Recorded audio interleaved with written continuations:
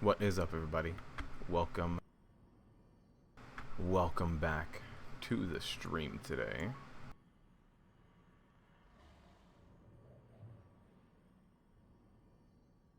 How is everybody doing today?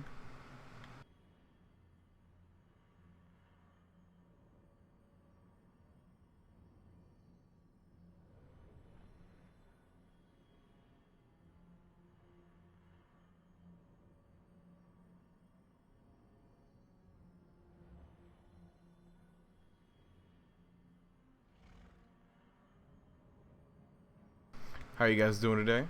I hope everybody is doing well. I've been gearing up, guys. I've been gearing up.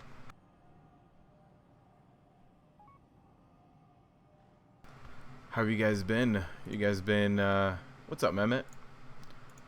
You guys been gearing up as well?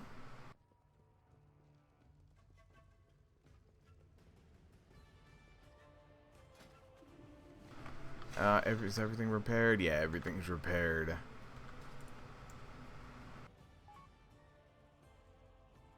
I gotta check World Quest to see if I can find a quick upgrade before we run into another Mythic. But I've been gearing up on my Prot warrior. I want to show you guys. 1 second. Let's do that. Let me show you guys. Look at this. 330. 330. I'm almost full Mythic gear. 340 is full Mythic.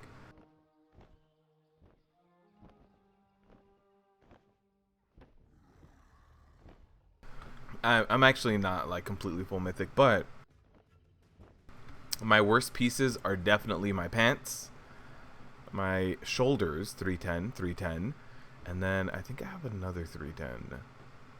Oh no, just a 320. Everything else is getting up there. It's getting up there. You're 325 right now? Nice. Doing Mythics? Nice, man. What did you level up first? What are you playing right now?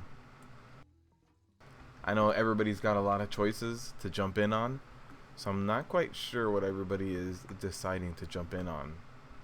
Let me finish this up first as well, to get more rep. So these 3 weeks that we have before the raid comes out, you can start building up your rep by doing these mission boards. Like stuff like this, I'm not too crazy about. 185 gold is not that much, so I'm going to wait because another faction rep might come up.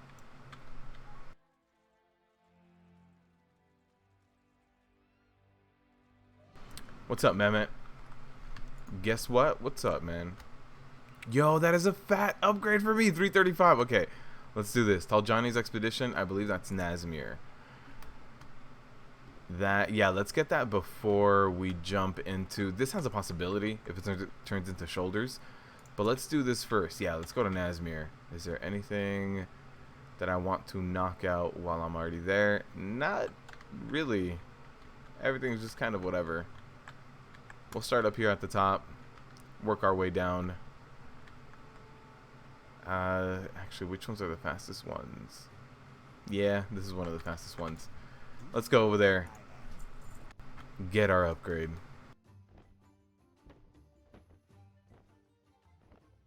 How do you start getting gear? How do you start gearing at 120? I would suggest normal dungeons, legendary. And if you're a DPS and normal dungeon queues are too long for you, start doing world quests. The way to get world quests unlocked is to get honored, or I don't remember anymore if it's honored or friendly. No, it has to be friendly. You have to get friendly with all of these reps right here, the BfA reps. So if you haven't gotten friendly yet, go back out there and do some questing in the specific zones and get friendly with the reps. Once you get friendly, you unlock world quest and you can start doing world quests. So the best way to like maximize your time is to do world quests and queue up for dungeons at the same time. So that's your best bet. You do get brand new world quests, I think twice a day. So if you just knock them all out and there's nothing left there, just check in. You know, if it's like the morning, check in like late in the evening or something, or check in the next day. The world quest lasts a very long time, so once a day you can kind of like check in, get your gear. Also, these big caches down here, these emissaries, these are pretty big upgrades too. They normally provide either a lot of Azerite, a really good piece of gear, so it's worth it to check those out. What do you mean you have to remember what I'm maining? Yeah, Mehmet, I don't know what, because everybody has a bunch of alts, and so even when we were doing like the Friday runs with everybody had like 1 or 2 alts or maybe even more that they brought in. So I'm sorry, Mehmet. I don't remember everybody's main. I apologize, my friend. But yeah, Legendary, start doing world quest and start doing regular dungeons. So as soon as you hit 120, a regular dungeon will drop item level 310. So you see this? Item level 310 with a small chance to Titan Forge or Warforge or whatever. You're a Prot Warrior main, dude. You always been. Nice. I'm glad you didn't give up on your Prot Warrior main then. 325, you're gearing up. You're gearing up, Mehmet. Have you done any Mythics? And if so, Mehmet, how do you feel? I've been asked this a lot. How do I feel about a Prot Warrior in Mythics? And if I feel super squishy. But I'm gonna ask you, Mehmet, how do you feel? I want to know your answer. My answer's all over the internet. I want to know you. How do you feel about Prot Warriors in Mythic Zeros? What's up, Mohammed? How you doing, my friend? How is the... Did you finish leveling up, Mohammed? I think last time we talked, you were like 116, 117? Shrine you've done. It's awesome. It's awesome for me because Avatar is on such a small cooldown. You just jump in there. You know, when you pop Avatar with Unstoppable Force as a Prot Warrior, you top DPS. I don't know if it's supposed to be that way, but you do. It's so good. Bolstering makes it, yeah, bolstering helps out a lot too. You're staying Prot as well in hopes that they make some changes later down the line. They are going to make changes because they nerfed Ignore Pain twice and then they removed it. They gave us a replacement with a new bolster that came up a little bit, and then they removed that bolster. So it's like they don't like the solution either, right? Even they don't like Ignore Pain. So there's going to be changes, whether or not it's major or whether or not they rework. I think they're going to rework Ignore Pain. Probably, honestly, just completely get rid of Ignore Pain and maybe give us a new mastery. Maybe our new mastery will be a little less block and a little bit more something to do with magic, or I don't know. But I think Ignore Pain is going to go away, which I'm okay with as long as they help us out with replacing it. 120 in about 48 hours. Not bad, man. Now you have 3 full weeks to gear up. Is that what we got to do? Offerings to Kragwa? Yeah. Okay. Perhaps you can collect an offering from the creatures nearby.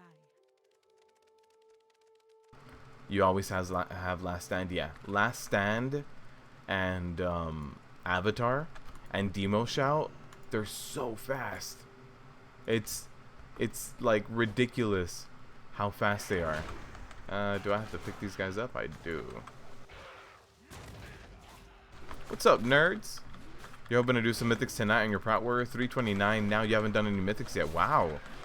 Well, I can tell you that you outgeared Heroics. You were doing Heroics. Heroics dropped 325. So you've gotten some really good Titan Forges and War Forgers. You've been grinding on that RNG on those Heroics. That is a lot of dedication to the Heroics. What I can tell you with Mythics is make sure you know like where your cooldowns are, how to use them. Don't stack them up, you know, stagger them. Be aware that blocking is very, very powerful. So when you talk about using cooldowns and stuff, your shield blocks should be considered one of those things, right? So just keep something up at all times. Shield block or bolster or demoralizing shout or last stand. The more you stack them up, the less effective they're going to be over time. They don't, you know, if you're blocking, you're probably mitigating like when I block, I'm mitigating 37% of the damage coming in. So if I critical block, that's 74. But also something else to really take note of is that my plate is already making me take 50% less damage. So 50% less coming in and then being reduced by the extra 38%, you know, stacking too many cooldowns on top of that, it's not that great. So your best use case is to stagger them when you run Mythics. And there are some pulls that will be really tough. Really tough. You're pulling big avatar and last stand. Melee makes it so easy to tank DPS. Yeah. Prot warrior is in a decent state right now, but still the global cooldown changes. Yeah. It feels weird popping avatar and being so good at DPS, right? Avatar, you thunderclap. But in order to stay alive, sometimes I find myself doing thunderclap, ignore pain. Thunderclap, ignore pain. It depends. Like if there's a lot of heavy magic damage, it's weird to have to invest that global into that ignore pain. Like Demo Shao, I get it. It doesn't feel the best either, but at the same time, it's not the worst thing. At least Demo Shao lasts more than 2 globals, you know? Like when you go Avatar, Thunderclap, Demo Shao, and then you start Thunderclapping every other cooldown as well. It's not the best feeling, but it's also that one's not a big deal. Demo Shout is a long cooldown. I don't have to use it all the time. The problem with Ignore Pain is the fact that you do have to use it all the time, right? You want good uptime on Ignore Pain. So it costing a global cooldown and going down every 3 to 4 seconds, it feels counterintuitive. Oh, you bought a tanking weapon on the auction house. That explains a decent bump up as well. Rocking the no beanie? Yeah, man. Change it up sometimes. Change it up. We'll tag that. Just to get a little bit more credit. What are we at here? What are we at here? 91? Alright. This should be... I hope this is it. This and this. Nope. Still not it. 99. Did I get credit for that? I did.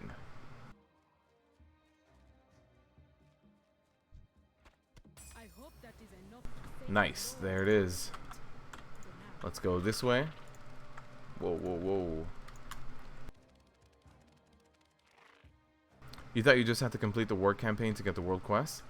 The last quest in the war campaign says, in order to unlock this, get friendly with these 4 reputations. So it doesn't include the Tortolan Seekers or the Honor Bound, right? The Honor Bound is from the War Campaign. Tortolan Seekers, they're just kind of like sprinkled. I believe the 4 ones that you have to do are Voldunai, Zandalari, Tajanis, and Champions of Azeroth. I think. I could be wrong. But I think it was 4 different reputations you have to get friendly with in order to unlock World Quests. Let's do that.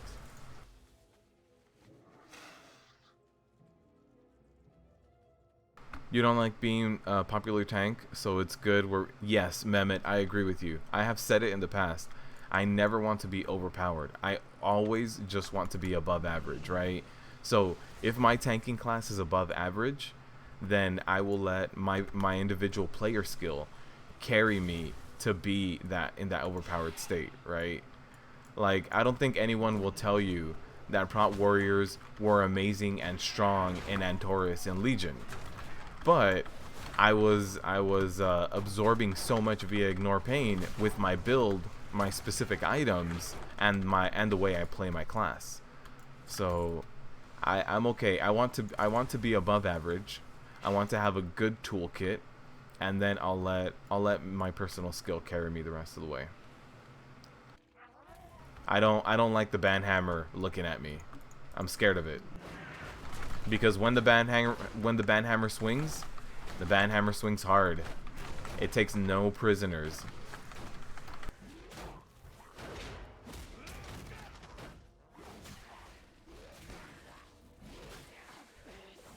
Oh, someone mislisted a 350 for 900 gold. I've been hearing a lot about people getting some good cheap deals.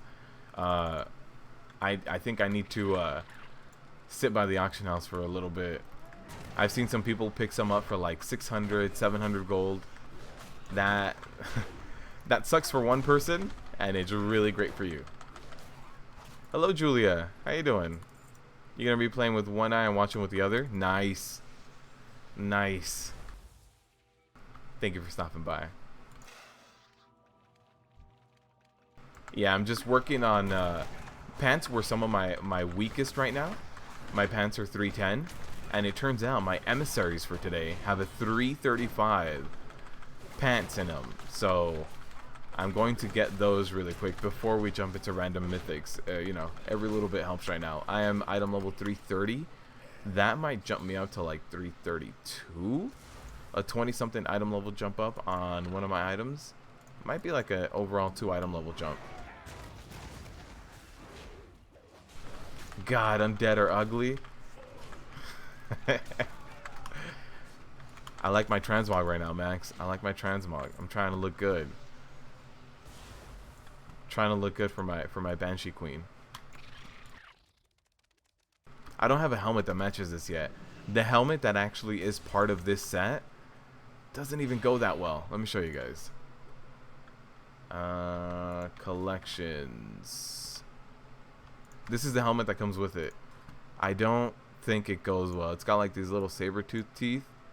I don't think it goes well. I prefer the no helmet look.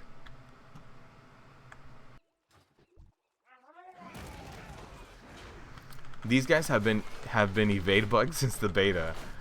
Can't believe it's still the same way. Just found me on YouTube. Incredible stuff. Thank you, Metal X Zero. Or yeah, Metal X Zero. I appreciate it, man. That's not really working. Okay, evade bug. It's fine. They kept evade bugging right back in. Let's do that. Oh, nice.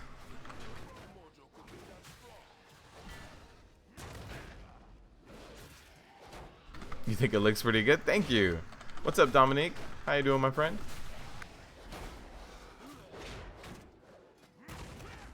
But yeah, my current pants are item level 310. Gonna get some 335s from this emissary right here. Look at this. Decent stats on it too. Versatility, mastery, not bad. I wish it was a little bit of haste instead, but you know, can't win on everything. Can we get the Chinese undead model? You know what I would actually really want, Muhammad, is an upright undead. Like there are other upright Forsaken, and the two big things I would like on undead is upright and this. Can I like hide these toes? Like why do my toes have to show on every single boot?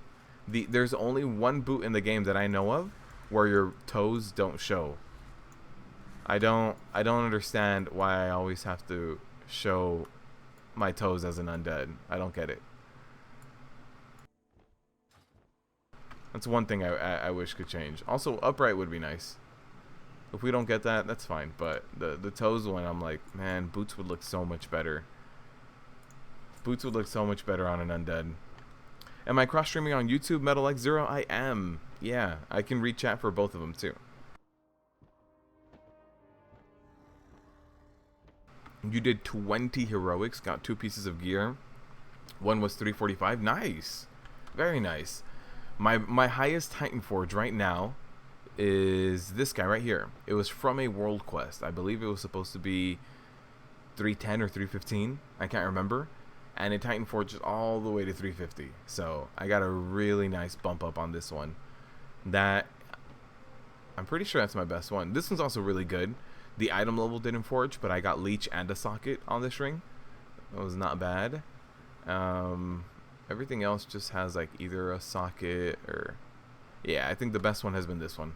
Like 20, 25 item levels.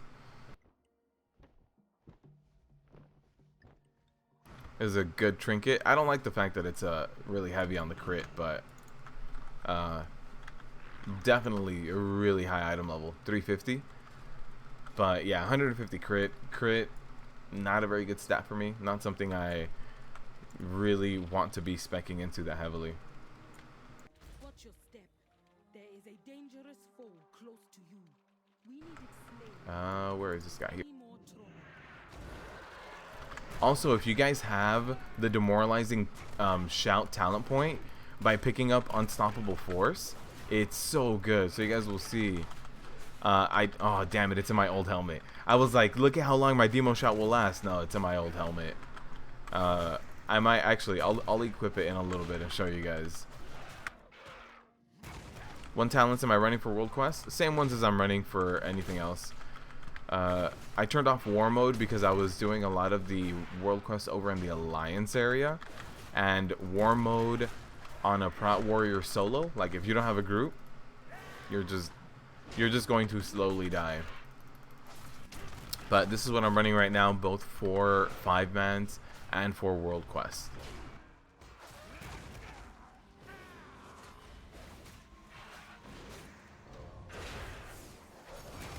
Just curious, how much percentage of your damage does your block mitigate, and how well does it scale when you upgrade your shield? Damas, you should upgrade your shield as much as possible, because shield upgrades are huge. So right now, my shield is a 340. My shield is a Mythic 0 shield, and it's blocking almost 38% of incoming damage. I believe when I had a normal shield, I scrapped it. When I had a normal shield, I think it was in the low 30s. Shield upgrades are going to be like the biggest thing you can get for an upgrade for yourself. They really are. So if you can go get a shield, or if you can start run a Taldazar, Temple of Seth, and the Motherlode exclusively to get all of these pieces, then do it. Nice, we got our 335s. Very nice upgrade. Let me see if I can get this upgrade as well. If it turns into shoulders, it's an upgrade. Let's go this way. You were on the fence on whether you would main Prot Warrior or Paladin this expansion. Ended up going with the Paladin, just for how much more utility it brings in the Warrior. Yeah. Oh my God, Squirrel. I agree. If my co-tank wasn't a Paladin, I would be doing Warrior Paladin. But since he is, I'm going to do Warrior Monk. So once I'm done gearing up this Warrior, which might happen at the end of this week, because you can only run, let me show you guys. You can only run Mythics once a week, right? So I already did 3. There's still plenty of other ones to do, but I already did 3. I got to do, I think I have like another 5, right? I think there's 8 dungeons total. So once I finish those, you know, next week, there's not going to be any world quests or anything for me. So next week is going to just be Mythic Zeros again. So next week I can start focusing on my second tank, which will be my Monk. Apparently War Mode bugs out some of the quests as well. Oh, I didn't know that. There was a quest I needed to do yesterday. It was over in the Alliance area in Turigard Sound, and it's supposed to be like dwarves are supposed to pop out, and there was nothing. There. War Mode off too. So with the 355 shield, you'd block about 40 to 43%. Probably around there. It hits diminishing returns. So right now it's 38%. With the 350, it might be like flat 40. Maybe 41%. So you do get hit with diminishing returns, but also something to know is that if you play a Prot Warrior, a critical block is 2 times your block percentage here. So you see how my block percentage is, let's say 38. My critical blocks are going to be 38% times 2 reduced. I believe it maxes out at 75 or something. I forget. The cap is something that I saw somewhere else, but it doesn't say in your character sheet what the cap is. You can say you're enjoying Druid, mostly leveling as Bear. Yeah, man, Druids are in a really good place too. Bears are very strong. Are you leveling your Bear Druid like I was on stream that one time, just spamming swipe? So hopefully this piece of gear is my shoulders. If it is my shoulders, I actually didn't see what my current item level is now with the upgrade I got.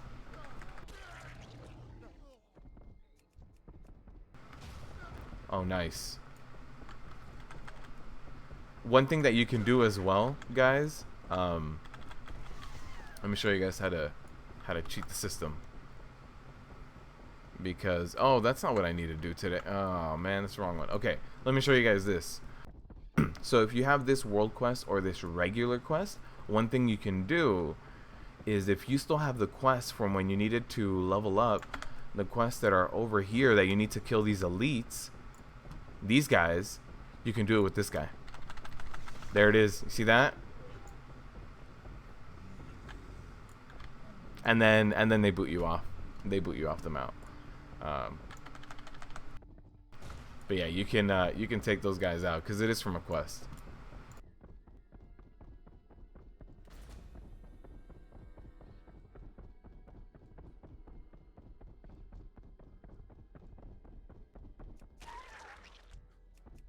We'll just finish this up.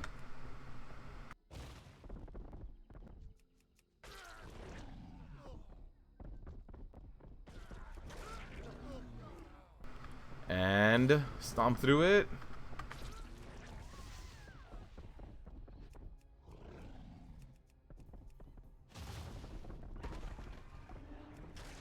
Is this literally a laser dinosaur? Yes, it is. This is literally a laser dinosaur. In case you ever wanted to put a freaking laser on a dinosaur, this is the quest for you. Nice. Alright, let's go this way to do our next world quest. You like the befuddled advice? This one, like this one or the scrap, are very useful. Yeah. There's a few more. I've been thinking about putting out like a little video where it's like useless info about BfA or useless tips about BfA. Things to save you like 2 seconds. Because there's a few things that can save you a few seconds. Another one that I did, actually I'll show you guys after this world quest because we're going to get a piece of Azerite gear.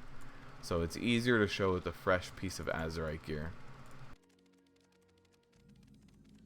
Hopefully it's a shoulder. Oh, I'm at 331 now. I thought I was going to get to 332. Okay. Azerite wounds. Yes, I need to heal them.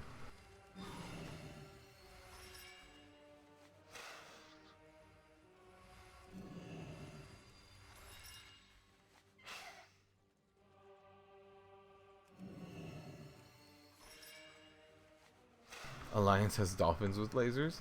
Huh. I didn't know that Alliance had dolphins with lasers. Freaking laser beams. Alright, let's throw a fear on that guy so that we can just do this and complete our quest. It was a helmet.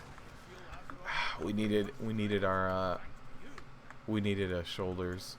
Okay, let me show you guys another little tip that's gonna save you 3 seconds every time you do it. And over the course of the whole expansion, if you play a lot, it'll save you like 1 whole hour. You guys ready for this tip? So when you get a new piece of Azerite gear, whenever you right click it, I'll do it with an old piece, you get the animation, right? It starts showing you the talents, it loads in, all the animations are spinning, you can't select your talent point, you don't even know which ones they are because they're just all moving all over the place. So if you want to quickly just see which Azerite piece, if you shift right click, you open it once, but if you shift and right click twice, they instantly lock into place. So shift right click once, they're spinning, twice, lock in. So when you get a new piece of gear, shift right click it twice, you save yourself 2 seconds. Man, you are gonna save yourself about 1 whole hour this expansion. Let me look at Coltera, see if there's like a ring I could use, and then we'll run into some mythics. Oh, there's another piece of Azerite gear that could be my shoulders.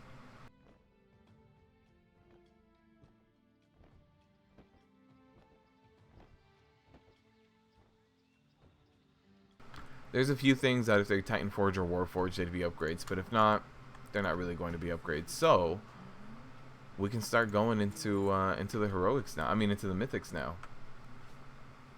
What mythic zeros do I need? These are the tips I come here for. I need to save 2 seconds. So I've done Motherlode, Ataldazar, and Temple of Seth. So I still need, in the Horde side, I need Underrot, I need King's Rest, and I think that's it. I think that's only 2 on this side, and then the Alliance, I need all of them. Freehold, Toldagor. Let's see. Waycrest Manor, Freehold, Toldagor, Shrine of the Storm, and Siege of Borealis. I still need all of the ones on Alliance. Only item level 331, nothing too crazy. So I think I want to go with Freehold next. Freehold is relatively easy. Not crazy amount of damage on the tank either. What's up, Epic? And also, what's up, Hooves? How's your gearing up going? Alright, let's see. They've got some people for Freehold need all. Hey, let's just go in here.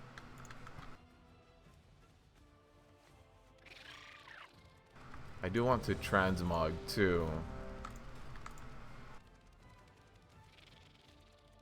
How goes the tanking as a warrior when on live? You're still leveling your Prot warrior, but you should be max. It's going good. It's going good, man. It's definitely like the first time around, the first time you do it. The first time around and the first time you do it, it's going to be a little bit rough. It's a completely different experience from Legion. You might as well be playing a completely reworked class, even though it feels like there wasn't that big of a rework between Legion and now. They play very different. What you should remember is that in order to survive, once you start going in heroics and mythics, especially mythics, once you survive or once you're in there, in order to survive, what you have to do is always have something up, whether it's shield block, whether it's bolster, demoralizing shout, shield wall. In order for you to survive the beginning of any pull, like when you have 5 mobs on you, you have to have something up. You need it. And if you need a little bit extra help staying up, then that's when you can invest a global into Ignore Pain. But I don't suggest popping Ignore Pain in the very beginning. I highly suggest establishing threat first. So Avatar, jump in, Thunderclap, demoralizing shout, Thunderclap, Ignore Pain. So you can get your demo shout and an Ignore Pain up, and then you can start throwing in some shield blocks in there as well, rotating those in. And with that Avatar and demo shout up, you'll also, or if you run Booming Voice, you'll be getting enough rage to get that demo shout back up in like 30 seconds. So then you can rotate things in like your last stand, you know, use other cooldowns, and you should be fine. 329 Prot Warrior here, done all the mythics, no good RNG. Yeah, I could tell. If you did all the mythics and you're only 329, I'm sorry, RNG was not on your side. Enjoying Prot Warriors even though we suck. It's not that terrible. I can tell you that it's not great, right? It's not great, but once you learn the dungeons, once you run through them and see which pulls need more attention, which pulls need specific things, then you can start getting in there and getting comfortable with it. No war mode? No, not right now, Hooves. Prot Warrior is not the best for war mode. I tried making it work while leveling. I had it on, and I've had it on. Excuse me. I had it on for a long time while doing world questing around the world, and yeah, Prot Warriors I don't think are meant for war mode. When is the Mythic Plus? September 4th. September 4th is the first day that you can do Mythic Plus.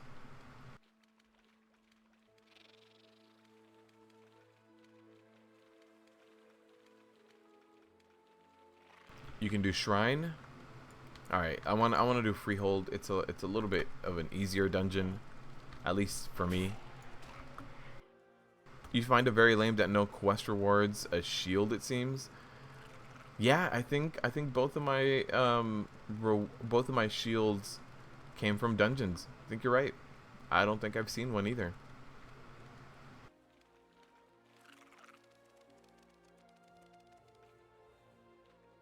$297. Can we be friends now? Yesterday I was just asking you because we were running Mythics. I wasn't. I'm sorry, Hooves. I'm sorry. you're busy setting crafting stuff up on all professions, yeah, get your money right first. I completely agree. By the way, guys, if you have any of this stuff, the aromatic fish oil was for sale at a vendor as a mistake for the first, I don't know, what's it been, four days. So if you guys bought a lot of this stuff, you're going to be able to turn a really nice profit by selling it in the auction house. It's already going up for about 30 to 50 gold each. So if you bought a lot of this stuff really cheap from that vendor, you can already turn a nice profit. It got hot fixed yesterday. Oh, this guy's in war mode. Can't summon. Nice channel. Glad you found a helpful resource for Prot Warriors. Sharif, welcome, man. Welcome. Thank you for the kind words. So this dwarf quest is just McRob? Yeah, that's... You're talking about... this one, right? A shot at the Dark Iron? Yeah, I don't think it's working. May RNG be forever in your favor? I hope so. I hope so. Alright, everybody... Oh, they're already summoning people. Cool. I'll just run in. RNGesus hates me? Yeah, 329. That sucks. You must have had a really tough time with King's Rest. King's Rest is the dungeon I've been in that does just a ton of damage on the tank.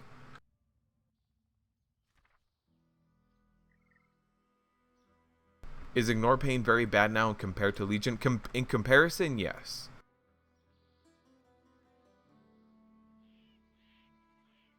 So, in comparison to Legion, I'll tell you the differences with Ignore Pain. It now is 40 rage all the time. It's no longer 20 to 60, so it's a flat 40 rage. The scaling is not as much in terms of how much it impacts your health. I believe a max Ignore Pain for me is like 20, it's 21,000. So, you know, it's not as big of an impact on my HP as it used to be. It's also on the global cooldown, and it only ignores 50% of incoming damage. So instead of ignoring 90% like I did before, now it's only 50% on the global, 40 rage all the time. The part that really hurts the most is on the global cooldown. That one mob before the last boss was probably the hardest one of all the dungeons. Yeah, King's Rest. I've done King's Rest once on the beta, and I was getting destroyed. Maybe it was tuned a little bit differently in the beta. I'm not 100%, but it was a tough one. Do I have my buffs? I do have my buffs. Okay. Whoa. Those. What? Okay. All right. For the bear spec, you did 3 dungeons, got 3 Azerite pieces, and all 3 had 3 S. Wow. Wow. Must be nice. Okay, waiting for the last DPSer, and we'll be here. I thought they wanted a range DPS. Is this Elemental Shaman? Is that what we got? Nope. Okay.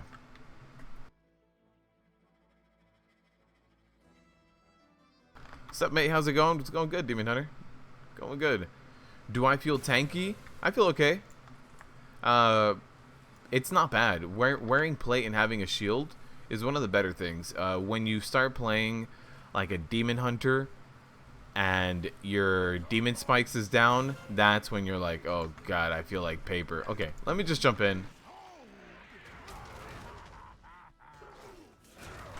Alright, so I popped Avatar. So what I'm going to be doing is like Avatar Shield Slam, Avatar Devastator, whatever it is that I have. Avatar, I have a free Revenge right now, so Avatar Revenge. I mean Thunderclap, sorry. Thunderclap. And so I'm going to pop and Ignore Pain right now too.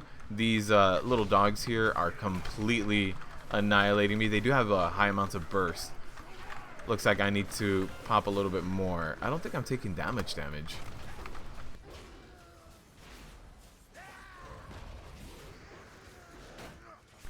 Alright. Remember that this Enforcer resets threat. And you saw there, he reset the threat and one-shot the DK. So, gotta be careful with that guy. Alright, are we all ready to go?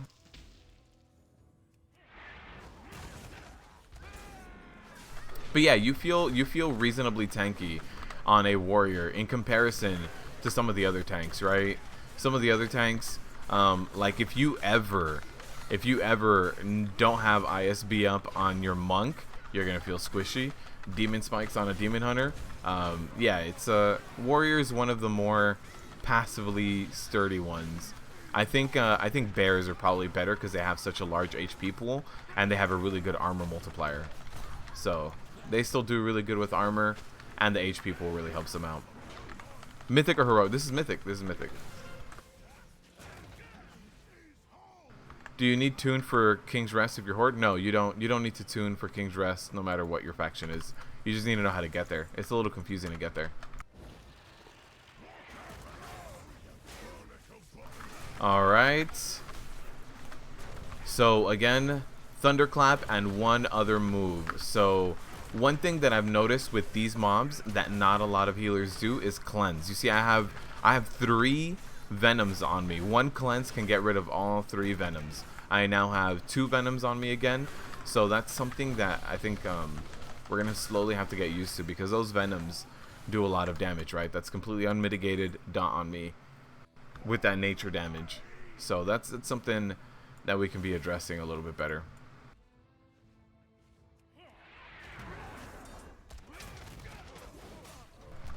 This one, I hope I don't lose the threat of that last guy, the crack shot over here, but I might. And there's not a whole lot I can do as a Prot warrior. He's just a ranged guy, so there's not much I can do right now, but I managed to keep threat on him. Thunderclap still hit him, and Thunderclap does do decent amounts of threat. It's not like a crazy amount. It's not the highest amount of anything by any means, but it still does a decent amount to be able to hold it. Alright. So now... Oh, body pull.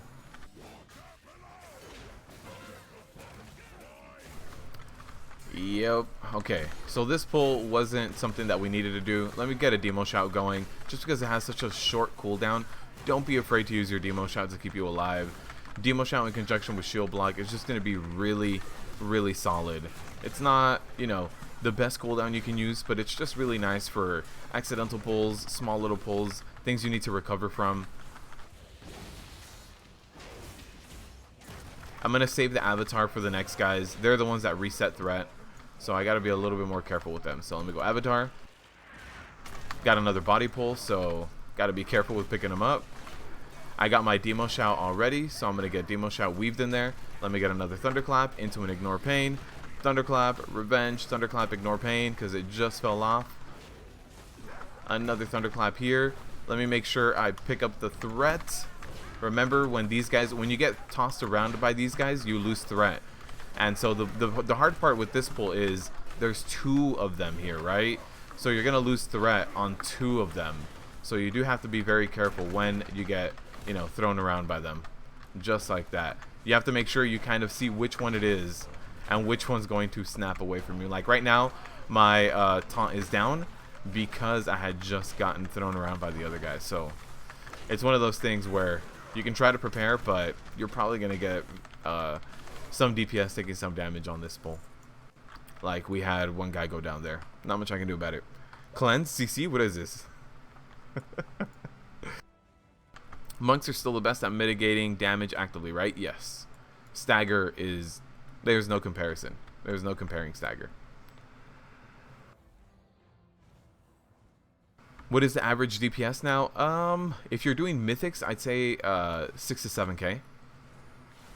Countdown, please. For sure. For pre-pot. Yep. Let's do that. Oh, I need leads.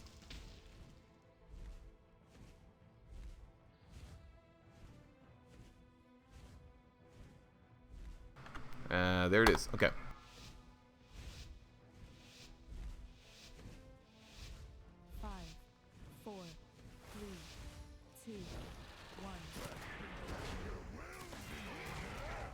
So again, popping Avatar, it's going to help me just have a really nice head start on threat. Whether it's single target or not, Thunderclap has a really nice multiplier on threat. So definitely suggest jumping in with Avatar first. Now the Avatar is over, I can start worrying about the survivability. Do I need Demo Shout? Do I need, you know, any kind of other survivability? At the moment, it doesn't look like it, so I don't want to use it if I don't need it, right?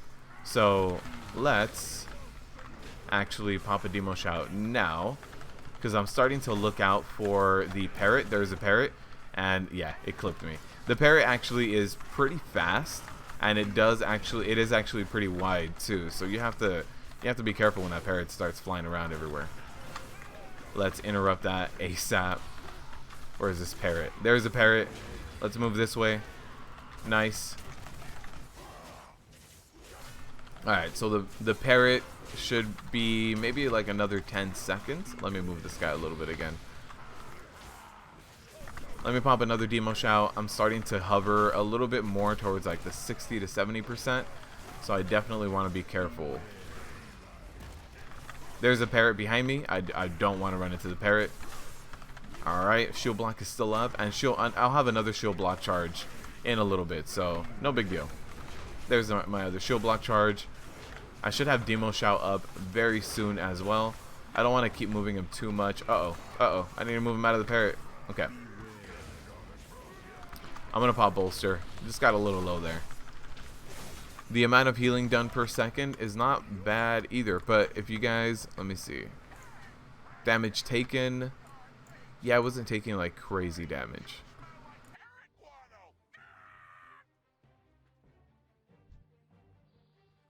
What item level should you consider doing Mythics? 325. From 320 to 325. That's where you should start considering it. Let me actually open up my mic, guys. Give me a second.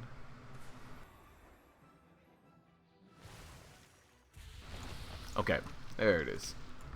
Oh, I had to use a taunt. That's not how I want to start the pull with a body pull, because this guy is going to reset his threat. So now my taunt is off of cooldown, so now it'll be okay. So there's the knockback that he does to random people. Let me get an immediate taunt off on this guy. There's not two of them, so I don't have to worry about, am I taunting the right one? You have to make sure you taunt the right one on the previous pull. But on this one, just taunt the one guy that's here.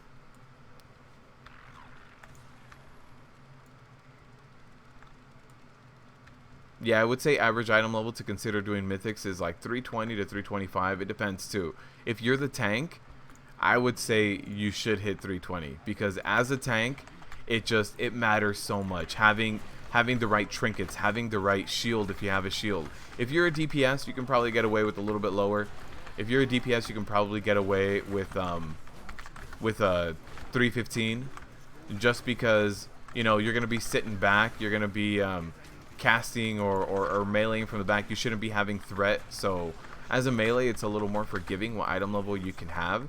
But as a tank or a healer, you're going to either need to do really good mitigation, or as a healer, you're going to be having to pump out really good numbers as well. So just something to be aware of. I think tanks and healers need higher item levels. Also, by the way, guys, if you guys see my Ignore Pain weak aura, you see that there's a value on it? Oh, man. Oh, man. It feels so nice to know the value of your Ignore Pain. I can give you guys this weak aura as well. What I did, I'm going to need a lot of cooldowns for this. What I did for this value of Ignore Pain is Maroc over at the Warrior Discord. He actually came up with a new Ignore Pain tracker. So I combined Maroc's Ignore Pain tracker with Nook's weak aura that I really enjoy, and that's how I come up with this one. So Maroc came up with the way of showing the Ignore Pain, but it wasn't condensed, so I found another weak aura that kind of condensed the value into thousands, and I like the way Nook's works. So kind of a little Frankenstein I have going here. You think it's time to switch to a US server, Mohammed?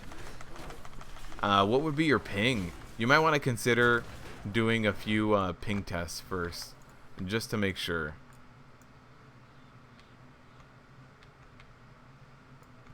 Okay, let's jump in here. That Shami's DPS? No, that Shami's healing. I have healing at the top and damage taken at the bottom. So let me actually put damage there. There's the damage is in the bottom now. If you guys, by the way, if you are a Prot warrior and you run Unstoppable Force, you can top the DPS charts anytime it's a cleave of at least 3. If you're cleaving at least 3 mobs, you can top the charts as a Prot warrior.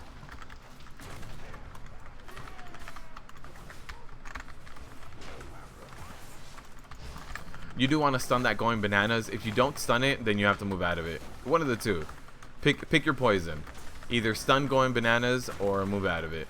Alright, let's make sure that we keep our ignore pain up as best as we can. During the middle of a pull, it starts being okay to manage, but as soon as you start to pull, there's too many things that take a global cooldown to really establish what you should be doing as a tank. And here we go, another ignore pain. Over 9,000? Maybe. You are pretty far away, Muhammad. I would suggest doing a little ping test. Oh, here's the lag. Servers have been lagging quite a bit since yesterday.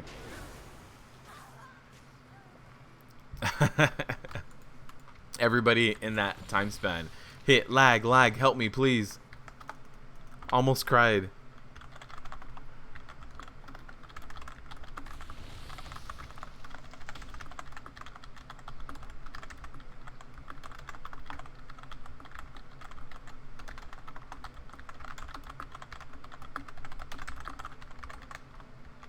Alright, do we want lust on this guy?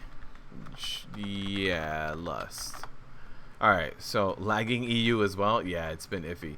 So what I wanted to tell them is that for this guy, for this boss, since we have Captain Raul on friendly, that he's actually going to help us by throwing friendly barrels on the ground. They might look like the ones that are unfriendly because they're the same barrels, it's the same guy that's casting them. But this time, he's friendly, right? So what I want to do is actually go over here, move behind this guy, don't get hit by this. And Captain Jolly has that blade. But you see these brown barrels to my left? That is actually going to increase your DPS. So you see this buff? Look at that. All damage done increased by 15%. So since Captain Raul is on our side, since he's a friendly, his barrels also help us this time. So it's good to know it's good to know like who's on your team this time, who is friendly. I gotta hop through that. So yeah, it's always good to know like which one of the pirates is up. Oh no, that got a little bit close here. Okay, I didn't think I was taking that heavy damage. So I also have a demo shout up. So let's get a demo shout. This is a DPS increase. So let's run in here. Now my ignore pain is still doing okay.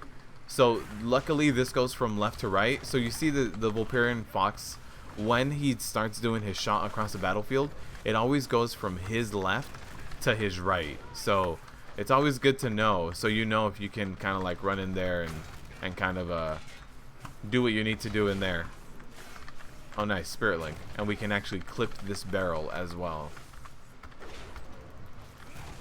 There's a Cutting Surge to make sure we're not in that. Healer's pushing out 9k HPS. That's a good HPS.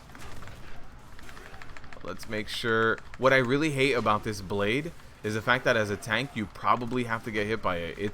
It's really hard for the Captain Jolly to pick up his blade without you getting clipped by it. Nice. It replaced a really low ring, 320. Nice, we're 332 now.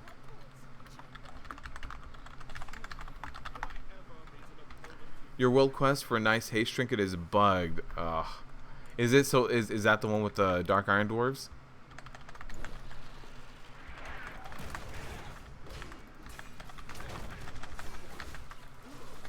What do I think about Prot Paladin? They are very, very, very strong, man. You feel really tanky with yours and a lot of utility. You don't know how good they are. I would say that Prot Paladins are top tier right now. But you have to know how to use them. If you're a Prot Paladin and you just play like a normal tank, then you might as well be playing something like a Prot Warrior. The way that Prot Paladins get a lot of value right now, especially if we talk about like Mythic Plus, in Mythic Plus they get a lot of value from using Freedom, knowing when to use Freedom, knowing when to use Cleanse. So the first few pulls, when you saw me kind of complaining a little bit about not getting cleansed, as a Prot Paladin, you're not going to complain. You're going to cleanse yourself, right? As a Prot Paladin, if there's ever a boss mechanic that has a snare going out, you're not going to worry about that snare. You're going to Blessing of Freedom yourself. So if as a Prot Paladin you have to know your kit and use it as best as possible, if not, then you know, you might as well be playing a warrior. So if you maximize your utility, you'll be top tier, right? You'll have Avenger Shield a decent amount of time in order to bring all the pull in together. You might have a few casters here or there. With Avenger Shield, you can interrupt them from range. Also, Redoubt is really good when dealing with physical damage. So depending on what dungeon you're running, like if you're running this dungeon, you can use Redoubt. You can use Redoubt really well because a lot of this dungeon is physical damage. And then, yeah, block the ability to block spells. Let's say you're also running. Let me see. I have to think about like the dungeons. We gotta interrupt that going bananas. Okay. There has to be, like, if you're running, for example, Underrot, and you want to help, like, let's say your team is getting low or something, you need an extra second or two in order to cleanse off a few things. You can pop something like Aegis of Light to reduce damage going on everyone, whether that's magic damage or physical damage. There's a few things that you can do that Prot Paladins have really good specs. That's what Paladins really bring, and they also have that utility, right? You can freedom other people, you can also cleanse other people. When you talk about the Motherload, the third boss in the Motherload throws a debuff out that actually hurts a lot, and if you can cleanse yourself and your healer cleanses the other person, you're good. You're golden. You don't have to worry about that debuff too much anymore. So yeah, Prot Paladins bring a lot to the table, but if you don't use it, then you might as well just be playing a Prot Warrior. You can also spec into Hand of Protection and help with spot healing on your group. For a dungeon kind of like Underrot, you can help cleanse and help heal. So yeah, there's a lot of things. When we talk about raids, it's a little bit less utility, because in raids, boss stacks normally they're not going to be cleansable. There's only a few things that are going to be cleansable. It's also going to be Blessing of Freedom is going to be a little bit harder to use. So in raids, maybe a little bit less. Also, by the way, guys, if you run this Mythic, or if you run this Heroic, Normal Dungeon, Mythic Plus, whatever it is that you run it, the pig jumps on this bone pile first, right? This bone pile, on the right-hand side of this bone pile right here, this is where the pig lands. The very first land. So if you're running a Mythic Plus key, and you don't want to move, and you don't want to waste time, if everybody is stacking right here and they spam right click, you get the pig instantly. The pig has 5 stacks. You have 5 people in your party. So everybody spam clicks here, and you're good. The quest was about pooping on pirates from a parrot. What? I've never done that quest. Just spam right click, guys. Your pally feels super strong even at 300? Yeah, pallies are very strong. There it is. Instant pig. Just stand right here. Spam right click this bone pile, and you get it done. Always lands there too. That potion damage have included on Mythic. It's really easy for you to just clean it. Oh yeah. As a Prot Paladin, absolutely.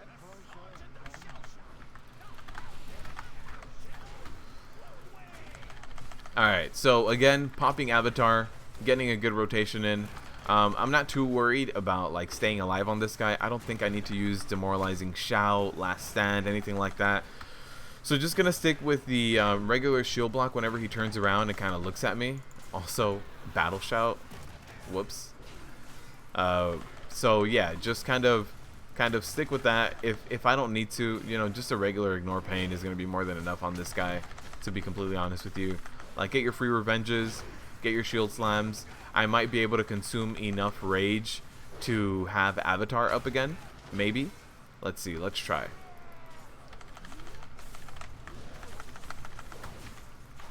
Maybe. Avatar's on about 10 seconds. Avatar's back up. So there it is. If you have anger management, you can have Avatar back up for both bosses. Is it worth staying in war mode after hitting 120? It gives you a little bit bonus on a few world quests. So for the world quest, there's like the ones that give you war supplies. I believe war mode gives you an extra 10 or 15% more war supplies. I don't know if it works with reputation. Maybe. I'm not 100% sure if it gives you an extra 10% rep. But it does give you more war supplies. In the mushroom boss, befuddled dungeon tips. Uh-oh, the shark is on me. Oh no, okay, shark. The shark has to be kited through this blood, through the chum here. Yeah, the boss shouldn't be getting on the boss.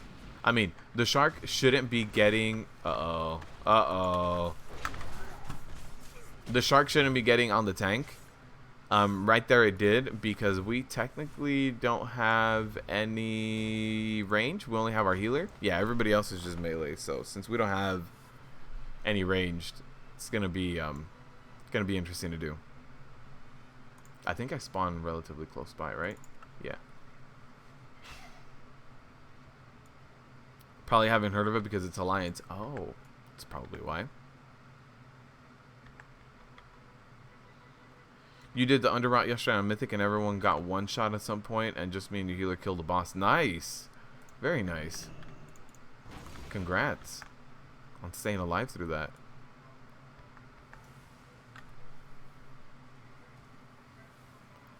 So yeah, that one, the shark was on me first, but since I heroic leaped a little bit further away, what ended up happening is the shark ended up getting on the melee.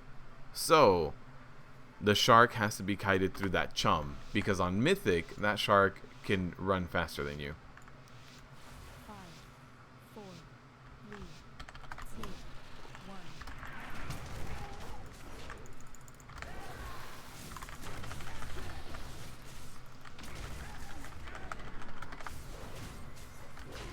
Alright, so again, we're going to have the shark come out, and what I want to happen, there's a shark on the healer. Healer runs through the chum, and now the shark can be kited. You see the shark?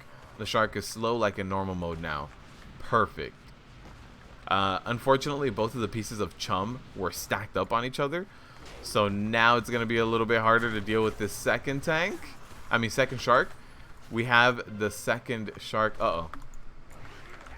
So we have the second shark close to here.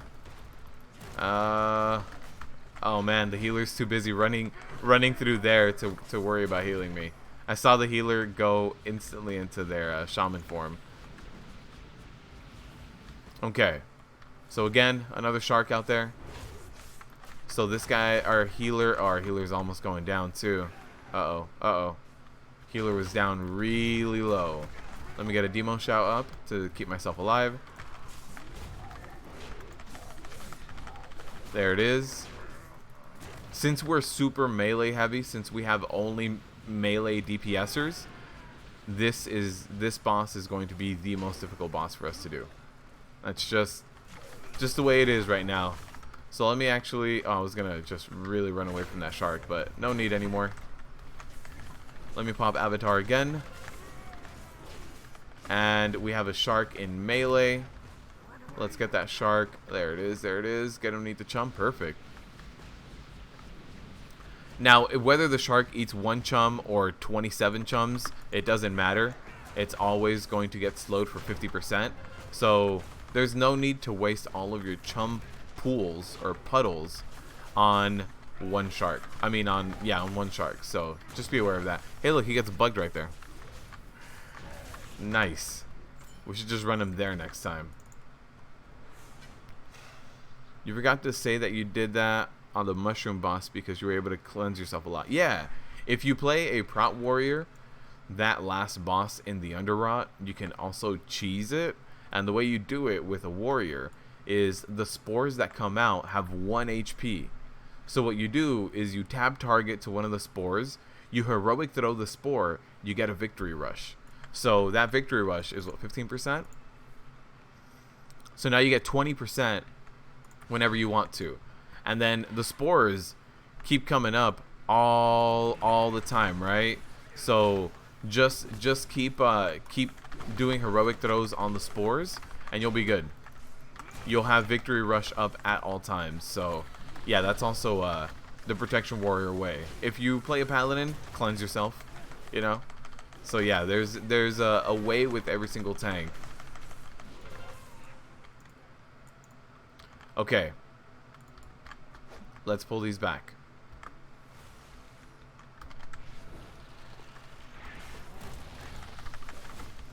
Nice. The death grip interrupted it.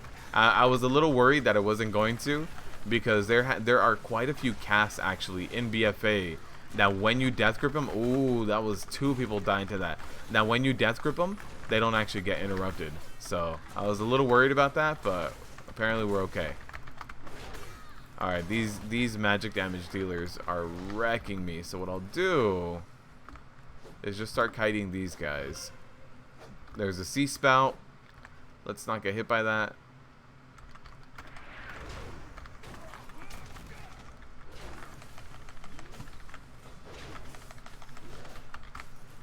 Alright, and then the last boss. Since we are on Mythic, he might, or he will run around when he's really low HP, run around the platform. And if he runs into this pull right here, he can actually end up pulling them for you. So, alright. So, what you want is to probably do that pull yourself. It's not the best thing to do, but sometimes it can result in an accident. And so, it's just better to avoid an accidental wipe if you can. So I'll ask the group if they want to. If they want to just risk it, we can risk it.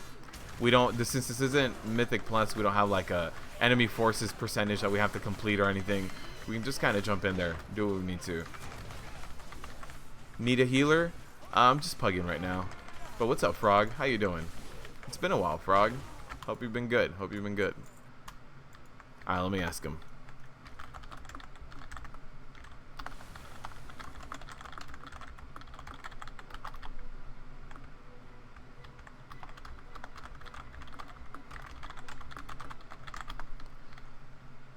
Okay, they want to do it. Okay, that's good that they want to do this pull. Let's do it. Alright, so this is going to be a lot of magic damage. So what I'm doing is trying to keep some kind of ignore pain up. Probably not going to be going as well as I'd want it to. Let me do this, ignore pain. Let's do a little, there's the Mastiff jumping around. Alright, so let's pop a shield wall right now too.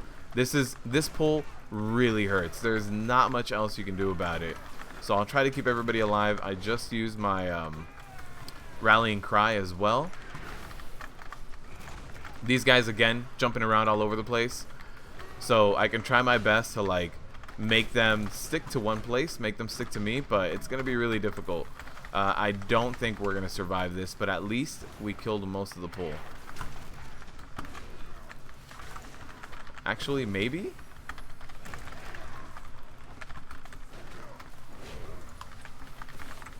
Using my trinket as well. Thundering Squall, I can interrupt that. Again, when you have 2 of these enforcers, it just does a lot of AoE damage because they do the backhand, brutal backhand that you're seeing cast right there, but they also just reset aggro.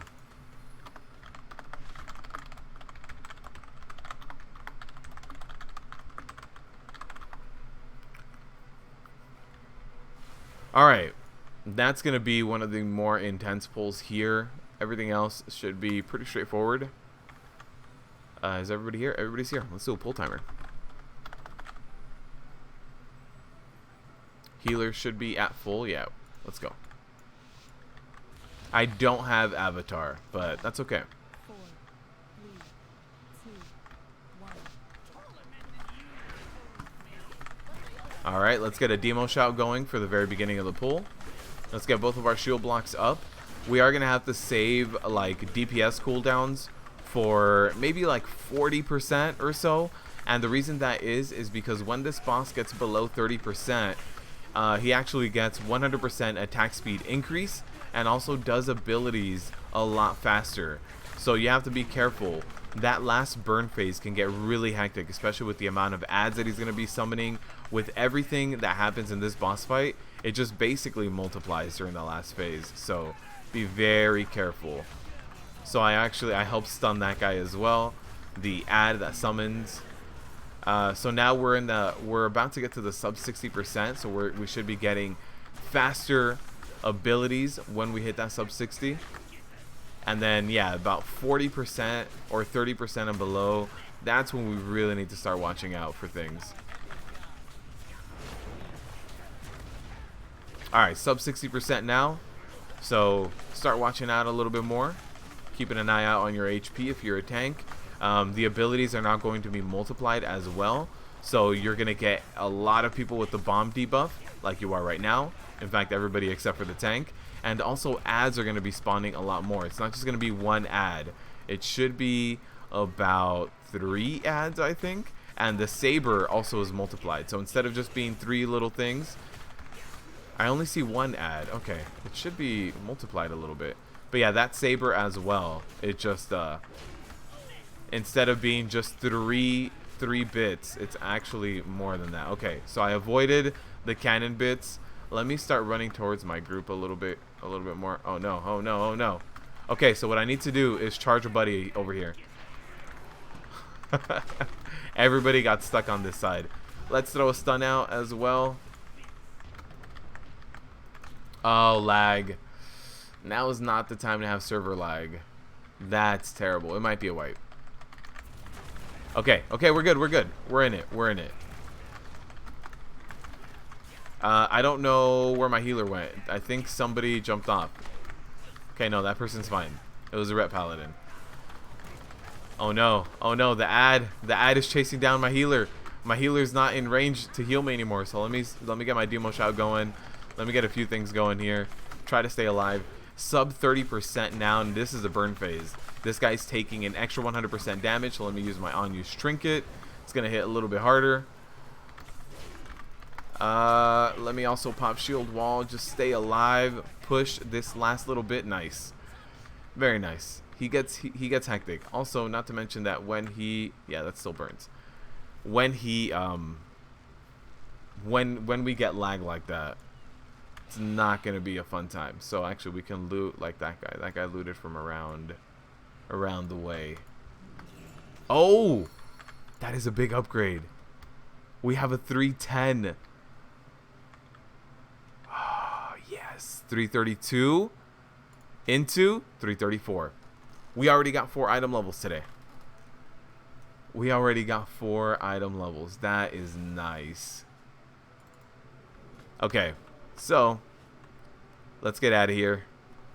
Let's do another one. BfA ads being harder than bosses? Yeah, that's how it is. Sometimes the trash mobs are going to be more difficult than the boss.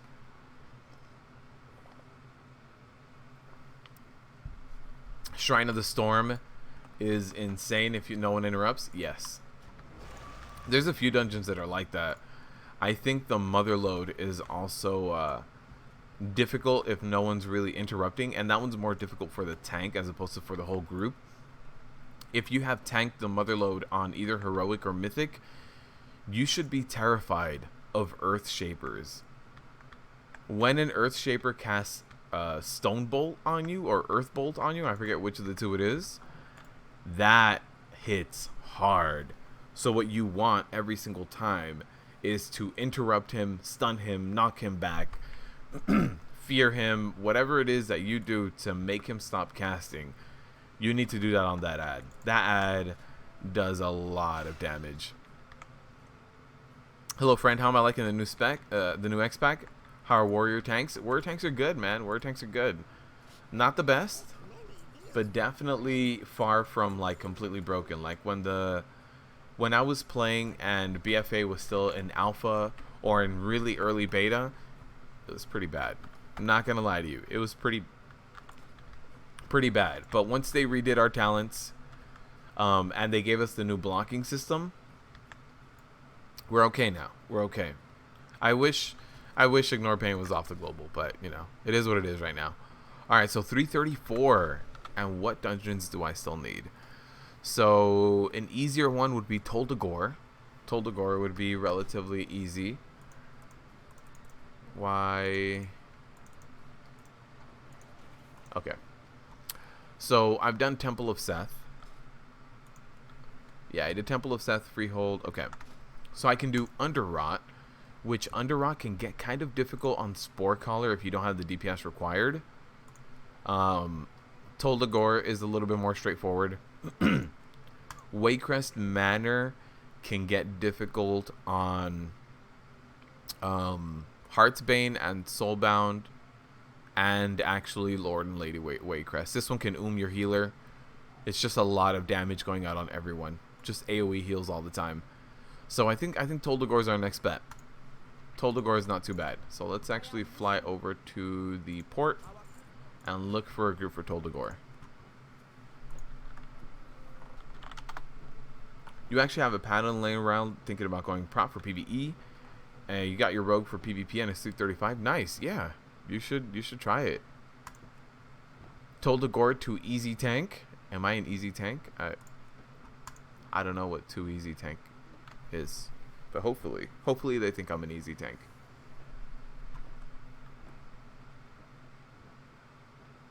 Easy mythic run. I like how a lot of these say easy run, guys. Easy run, easy life, easy loot. And it's like when you're way lower item level than what's dropping in there, I wouldn't necessarily call it easy. If you know the strategies, it's not super difficult. But not everybody has studied all the strategies. There's a repair person. I was like, I died a few times in the last dungeon. I need repairs. Oh. No, I don't. No, I don't. Any advantages of Prot Warriors over others, if any? Our physical damage mitigation is the best. Probably second only to Brewmaster Monks. So Brewmaster Monks with Stagger, they're cheaters. They're cheaters. Brewmaster Monks Stagger is crazy how amazing it is. But besides Stagger, we are the best physical damage mitigators in the game. So in the Old Deer raid encounter, there's not a single boss fight that's like straight up only physical damage. But in later tiers, like if they introduce more boss fights that are a lot more melee heavy instead of magic damage heavy, Prot Warriors will shine throughout that. So if you played a Prot Warrior during Legion, you might remember that the first time you went to do Kill Jaden, Fell Claws hit you and you were like, what the hell's going on here? This is a ton of damage. But when you figured out that Fell Claws were blockable, that's when you found how crazy powerful Prot Warrior blocking was. So if something is physical damage and blockable, Prot Warriors are going to be the best class for that. That being said, it is very specific, and that's the biggest advantage I can think of with a Prot Warrior. Easy game, Prot Warrior 2 OP.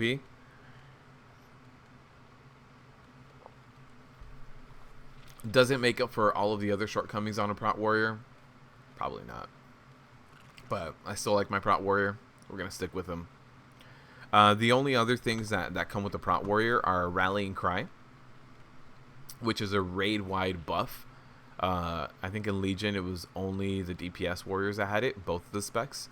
And the only other thing that comes with the Prot Warrior is Battle Shout. But that is every warrior spec has Battle Shout and Rallying Cry.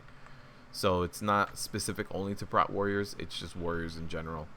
So you should bring a warrior to get that buff and to get an extra raid cooldown.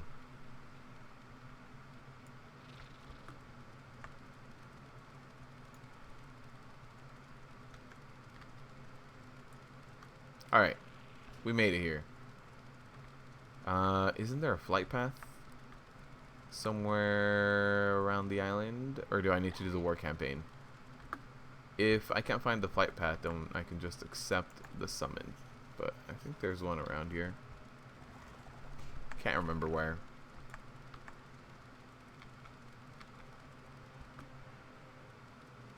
Oh, this is a group that already ran a dungeon together. I'm the newbie in here. Yeah, I might need war campaign.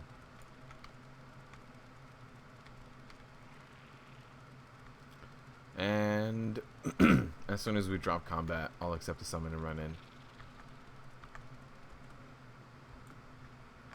If I ever drop combat, that is. There was a treasure chest here. Oh no, here's a flight path. Perfect. Flight path, accept. Let's go. Okay. This dungeon shouldn't be too bad. One of the things that I'm a little more worried about is the group pulling a little too fast right here in the very beginning, because these crocodiles just give stamina debuffs, right? So these crocodiles just debuff me and make me have a lot less HP. So if we start pulling a little too fast right now in the beginning, I'm going to be tanking with basically 50% HP, even though it looks like 100. So I definitely want to watch out there. It doesn't seem... Oh, there it is. 2 of the mages are here. But yeah, this right here, look at that. Maximum health reduced by 5% per stack. So just got to be careful with these pulls. Let's go left. So we can get all of these silk crabs here. They do have a lot of blockable damage, so make sure you have your shield block up. Also, pop your avatar and top the DPS charts like this. So, if you have unstoppable force and avatar, you can top any DPS chart by a very, very large amount. You guys see that? My avatar is down now, so I can't keep up with the charts. What healer synergizes with warriors the most? I would say Prot Paladin. Prot Paladin can give us freedom. I mean, not Prot Paladin, Holy Paladin. They can give us freedom, and they're also really good at like that burst healing, just good at shocks. Just like Brewmaster monks and Resto druids are a match made in heaven, because stagger is like a slow tick on you, and Resto druids are a slow heal on you. So just like they kind of make a good pair, Prot warriors kind of want that burst healing. So like right now, I don't have ignore pain. I jumped down to 70%. Just holy shock me real quick, and then you can get back to doing what you need to. Also, disc priest would go really well, right? Right now, my health is reduced by 30%. I can pull these guys actually. I was trying to be a little more careful, but actually, I have shield block up. I have bolster up if I really need another shield block. So my shield block is no longer up. Let me get a stun, a little bit of kite. My shield block is back up. I can run back in.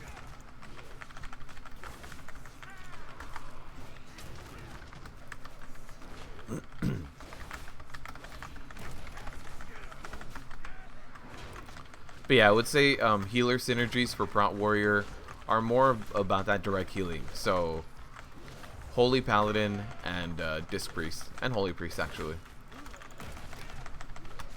And what's up, Hugo? So I do have a pat that comes around here. It's a bunch of non-elites. These little parasites here. No big deal, but I want to pick them up. We're going to get a ton of other ads during the middle of this boss fight. And we're also going to get pushed around. So I don't want anyone to be able to run into this and pull them. Since they're a bunch of non-elites, they're no big deal. I don't need to use any cooldowns to stay alive or anything like that. Just kind of take them out real quick. There it is. Alright, now for the boss. How's my healer doing on mana? Perfect. 5, 4, So since I do need to invest 2 globals, what I want to do is pop Avatar and then pop an Ignore Pain right after, because I already had some rage. So if you're starting a fight with some rage, it's going to reset you down to 40. So if you have more than 40, it'll be reset down to 40. If you have less than 40, then you don't have anything to worry about. But when you do a boss fight, just be aware that your rage will go down to 40. So like right there, my avatar gives me 20 rage. I had 30 before starting the boss fight. So that's why I did avatar into an ignore pain to use a little bit more of that rage, because I knew I was overcapped. So I also want to try to keep these ads on me at all times. These ads are non-elites with like not that much HP, so if you can't pick them up, no big deal. But some of your DPSers might be a little freaked out because there's something trying to eat their face and they're not used to that. Alright, and then as the fight goes on, these ads spawn a little bit faster and faster. So save your avatar for the latter part of this fight so that you can kind of pick them up. There's the upheaval. Here's another sand trap. So again, more ads. They come up faster and faster. Let's do that. Let's taunt that one. There's also one behind me here. Perfect. Let's get a good ignore pain going. Something else I can do now at this point is pop my bolster. Since I ran out of shield block charges, I'm picking up a decent amount of ads as well. Let's get ignore pain going. I can also heal myself. But yeah, it's always good to know that when your shield block starts failing, once those charges start kind of fading out, that's what your bolster's there for. It fills that gap. And with anger management, you shouldn't be afraid to use any cooldown. The biggest cooldown you have is shield wall, and even then, with proper rage usage, it's probably like a 2.5 minute, 3 minute cooldown. The little ads hurts pretty much because they apply stacking debuff. What's up? What's up, X? I don't know how to pronounce the rest of your name. Sorry. These little guys right here are the ones from the boss fight. What I'm saying is that they shouldn't hurt too bad because they should go down in a reasonable amount of time as well. So even though you might get 1 or 2 stacks on you, none of your DPS should be dying to it. They should be able to nuke those ads a little bit faster than is required.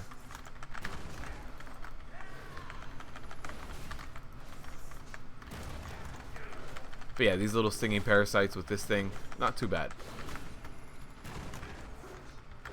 Whoa. Okay, so one thing I really do need to look out for. Again, I mentioned it earlier, the health debuff that you lose from these guys. There's going to be a pull that we do right now with 3 of these guys. So, if I can avoid getting any debuffs from this guy, I am going to. Perfect. I got no debuffs. That means I don't have to slow the group down. Kind of going, hey, you know what? Hold on. Let my stacks fall off. Now I can just run in and immediately pull all 3 of these. So with these 3 guys, it's going to be very important to block because your HP, even though it looks like it's full, it's not going to be full, right? You're slowly going to get your HP being taken away. So now I'm going to start rotating my block in. Let me start getting some ignore pain in, because my ignore pain size is determined by my attack power, not my current HP pool. So ignore pain is going to be strong in this pool as well. Let's do that. But you guys see ignore pain is still 21k, even though I had 7 stacks, so I had 35% less healing. We can sap. Nope. This guy can be sapped. So you can actually skip this one.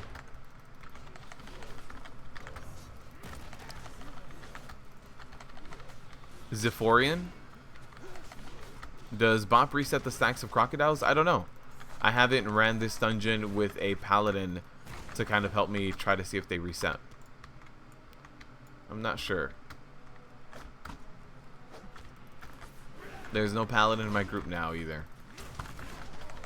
Don't mind me, you're fine with X? Alright, for sure, man. So, here we go. Let's get our interrupt going on that debilitating shout.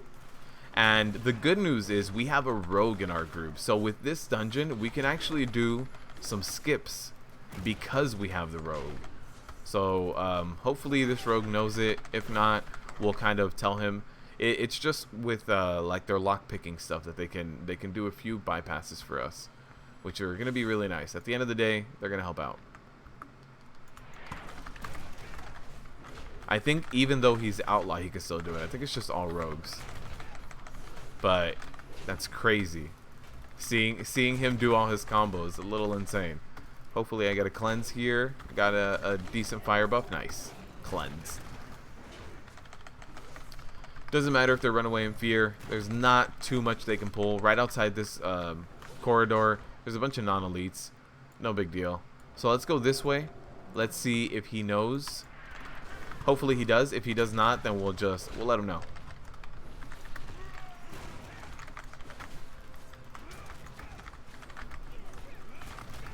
Alright, so we did get a bit of a ninja pull here with the group. They pulled the guy who's on the bridge. Got just a little too close. So, let's just make sure that we pick everything up. And that's the reason why I popped Avatar. Get a little bit more damage in here, but also a lot of AoE threat with that Avatar while it's up. There's a debilitating shout. Let's just go ahead and interrupt that. Alright, so this door here opens up. You see it says locked? This door opens up with the rogue. So hopefully the rogue can open this up. There it is. Perfect. And you bypass like three trash pulls. Not a crazy amount, but it helps. They're definitely bringing back the sense of certain classes are going to be helping you out in certain ways. In certain dungeons, like bringing that back. It's definitely here. You can tell. There's also like a lot of places where bringing in a priest or a shaman would be beneficial. This is one of them. So these guys cast that debuff that you saw on them, or that buff that you saw on them, where they get a giant bubble on top of them, and that can be mass dispelled or purged. So again, certain classes coming in here are going to help you out in different ways. Also, if you bring a blood elf, their new racial can get rid of that. Or like we have now with the mage actually spell stole it. So just a lot of little things that they're putting in dungeons where if you don't have them, you'll spend an extra 30 seconds. If you do have them, you'll save yourself those 30 seconds. What it's really going to come down to is I'm going to be really interested to see the MDI this year, to see the comps. I don't think we're going to see DK, 3 Windwalkers, and a Holy Paladin anymore. Just because it seems like the dungeons have a lot more variety to them. Now, I could be wrong. I do still think we are going to see Death Knights. I think Death Knights are still the strongest tank. But in terms of the rest of the group composition, I think we're going to see things a little bit differently now. I'm also going to need to demosh out here just to stay alive. It's a lot of magic damage with these guys.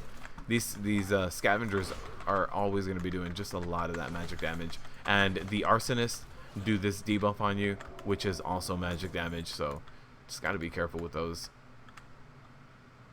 Alright. Everybody ready? Everybody ready? Okay.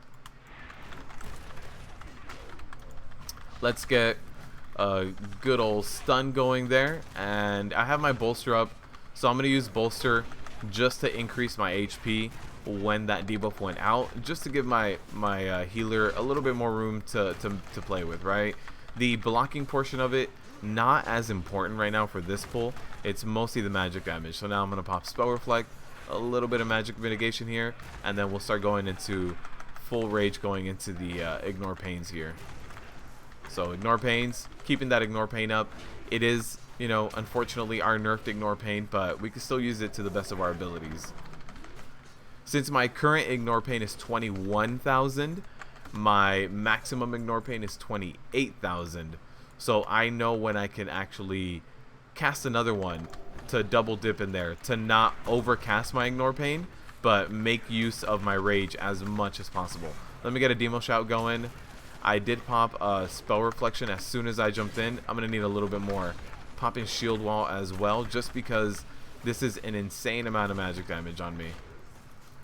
So let's get another Ignore Pain going. We had really good burst, so I don't have to worry about too much anymore.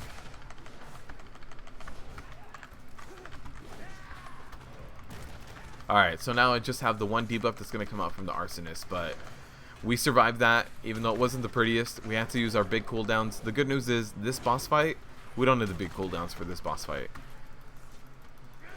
We might need 1 or 2, and those we will definitely have. We'll have Demo Shout. We'll have Bolster up. By the time we get back down there, Bolster will be back up. I don't think it's up now. No. Okay. Let's get this. Were they? Yeah, they were doing. Shouldn't we pull the extra so they don't aggro? Sure. Like this guy? What is your current item level? 334. 334. We started today's stream with 330. We ran Freehold and we actually got 2 upgrades. Well, actually, I'm sorry. We started today with 330. My emissary cache was an upgrade. So we did my emissary cache and then we ran the dungeon as well and got 2 upgrades. Oh, whoa, whoa, whoa, whoa. What happened here? Not sure what happened with this pull. I was waiting for them to open up the jail cells, and all of a sudden I see someone sprint across. I wasn't looking at party frames because I was showing this. So yeah, 334 right now. Not too bad. Not too bad. Almost full mythic. I think the worst piece of gear I have now is actually they'd be all heroic pieces of gear. 325, 325, 325. Yep. So wrist, gloves, and belt are all 325, and so is my main hand weapon. So if I can replace those pieces and my weapon, I'm good. I'm good. The only thing holding me back below 340 would be my neck. Are we doing more? Oh, we already did that one. Not bad, thank you. Would I mind inspecting the Frost Mage talents? Not at all. Let's see. My bad, my bad. I'll show you right now, Julia. Your emissary today was a 340 box. Is there a cap? Yeah, 340 is a cap. Mythic 0 is the cap. Is this the Frost Mage? No. Oh, I have hiccups. Yeah, so here's the... Oh, man. Getting into combat every single second. Okay, we're going to clear out the other area, so... Here we go. Yeah, here's the talent points. Running Glacial Spike, it looks like, or Comet Storm, Thermal Void, Frigid Winds, Frozen Touch, Incanter's Flow, Shimmer, and Lonely Winter.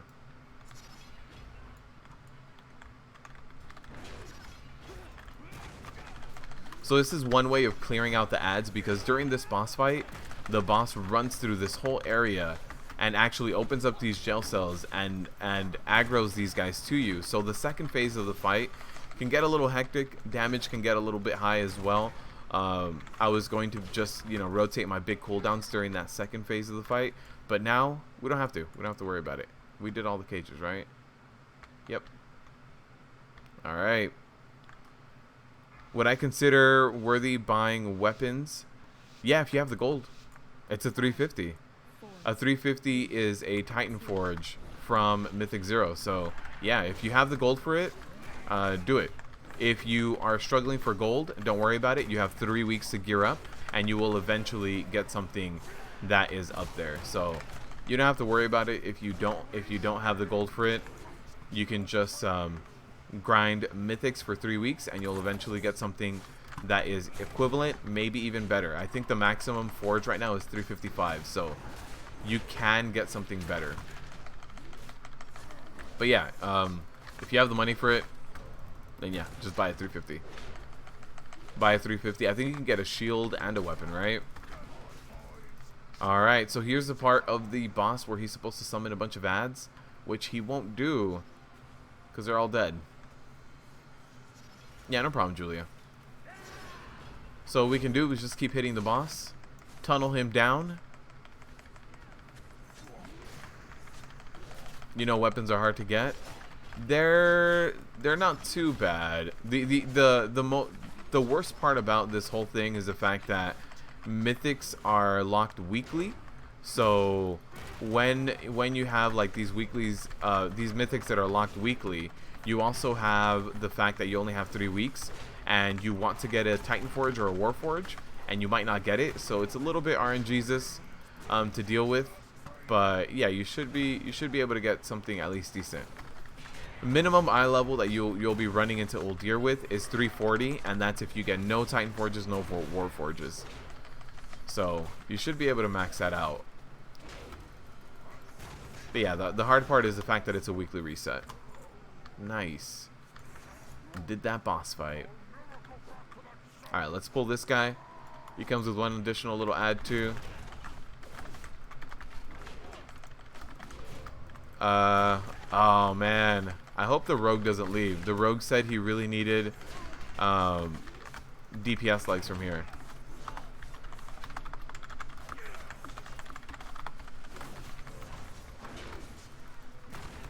Especially pole arms and stabs. You can still get some other two-hander, no? Or you can only do pole arms and stabs? Only one boss in Uldir drops a pole arm. There's no other two-handed you can have, Demon Hunter? You can't do like maces or yeah, you can't do maces?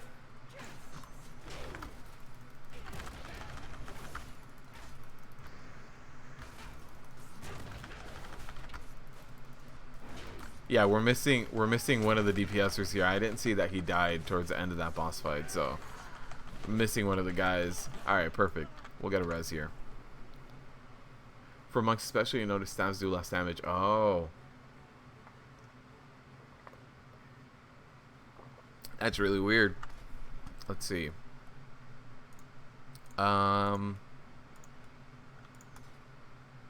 Is everybody good? Everybody's good.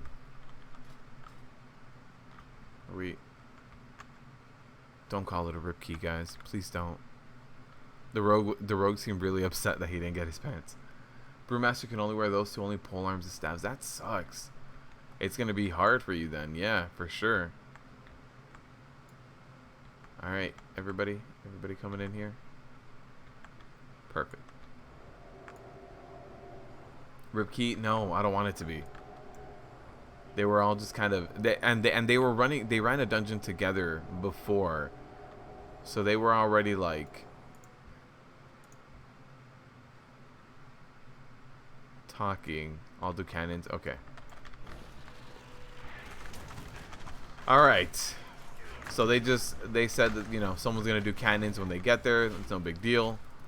That's actually good that we have someone dedicated to doing cannons, because, you know, the whole group not knowing who's going to do cannons or just not doing cannons, it's a big DPS loss. These dungeons on Mythic Plus are going to be so weird, like really tight corridors, having to use those extra things like the cannons. I don't know how soon Blizzard is going to do the MDI this year, or this expansion rather. I'm really curious to see if they're going to do an MDI for every single raid tier. Because every raid tier has different balance, right? There's going to be different top DPS, maybe different tanks at the top, maybe different healers at the top. DPS for sure kind of moves around. So I'm going to be really interested to see the DPS and how that's handled. So I did get that suppression fire. It comes with a really big debuff as well.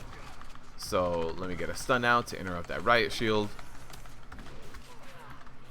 You've only done her on normal. Oh, they're talking about boss mechanics. And apparently in Mythic is when you have friendly fire for those cannons. Okay, good to know.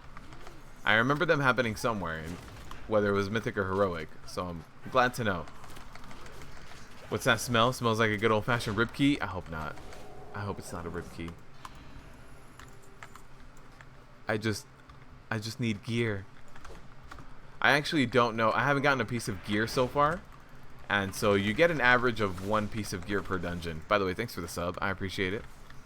So you do get 1 piece of gear per dungeon on average. Like average 1 per every 4 bosses. Let's do a stun here. So I don't know what can I get from the last boss? Toldagor, last boss.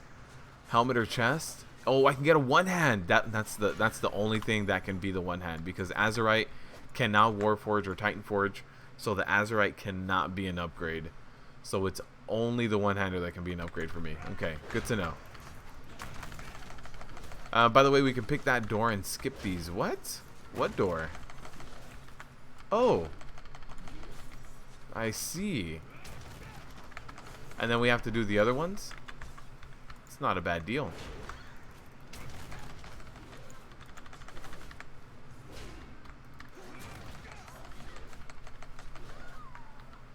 So we're gonna, yeah, let's do that. I didn't know that this door was also pickable. Even normal, we have friendly fire from the cannons. Really? I feel like I ran a dungeon yesterday on heroic, and it didn't have that.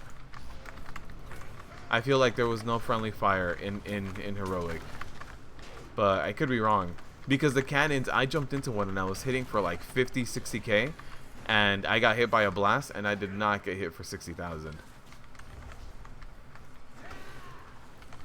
Why can't I? There it is.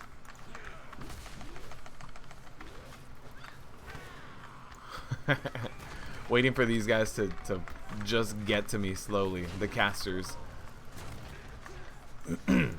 But LOSing them, they move really slow. They're just getting stunned down over there. What's up, Blink? How you doing? Alright, we can get this one down as well. So as soon as we see a cast go out, we can probably kite. If not, I can just LOS as well. Yeah, it's just LOS. So suppression fire, it's going to go out on me. It's not going to hit anyone. I don't think it's even going to hit me because I'm LOS. And slowly walking to me. Perfect. I'm doing good, man. I'm doing good. You tested it on you, made you jump? Yeah, it makes you jump. It interrupts you, it makes you jump.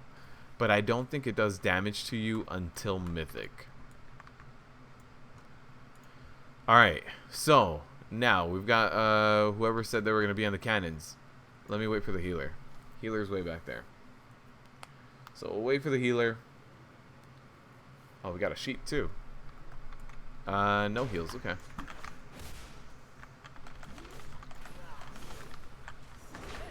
Alright, so let me pull this guy. Let me taunt this guy here.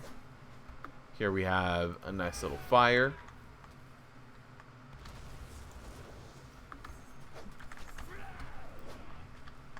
And yeah, you see that friendly fire? I'm pretty sure it's only friendly fire on Mythic. Alright, so now we're just going to let this guy kind of have at it. Do his thing. He should be able to kill all the things without us even jumping in there. He should also be able to kill the next pull without jumping in there. Oh no, the rogue. The rogue almost died. Especially this pull. He has plenty of space for this pull. Just want to make sure that I can like get a quick taunt off in case he needs to. Blink, how is your gearing up going, my friend? I am sitting at 334 now, and hopefully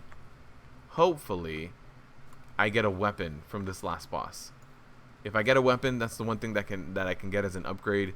The other ones, the other two things that can drop are helm and chest. Not an upgrade for me in terms of item level. Maybe a talent upgrade. Yeah, that's one of the worst ones. This one's a decent one. But yeah, maybe an upgrade that way. Let me take a look. Uh-oh. Looks like we're going to need a little bit of help here.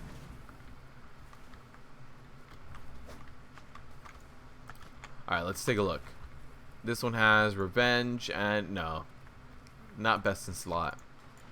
I definitely need an Azerite gear with the demoralizing shout talent point. That's what I need. Frost mages seem to be the go-to higher plus. Can't miss that slow. Yes. Also, certain tanks got their slows either reduced or removed. So it's good to have a tank that it's good to have a DPSer that can do that for you. Alright, we're about to have ignition. Let me pick this one up. Drop it over here. So we should be avoiding most of it, right? Yep. Let me move this behind her so she doesn't blow it up. Alright, we're safe back here. We're safe back here. So I'm going to stand right here really close to this barrel just in case I need to move it again. You need like all hands on deck when you're going to be moving the barrels. We're going to get one. This barrel's going to blow up. Yep. So the corner that we're in right now is the corner to be safe in. Something else that you can do is like that. You see how all the barrels are in that corner? Leave them all in that corner. Stack them up in that corner and go to the opposite corner. So as long as you know where the safe space is going to be, like it's going to be right here, that mage might get, yeah, he got hit for sure. Needs to just get out of there. Perfect. So if you stack all of the barrels in one corner, then you can make sure you know where the safe space is. Alright, what do we have here? Cinder Flame. Oh, looks like our safe space is going to be over here in this corner. Yep. That's it.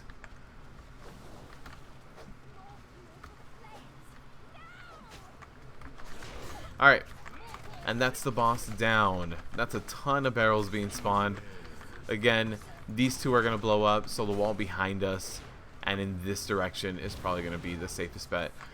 I think the barrels still blow up, so you definitely don't want to stand in there. Let's see, we have, yep, 2 people in there took a barrel.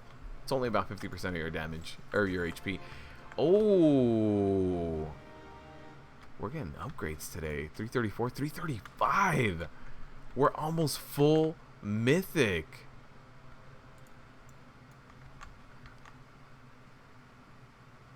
Which to focus on?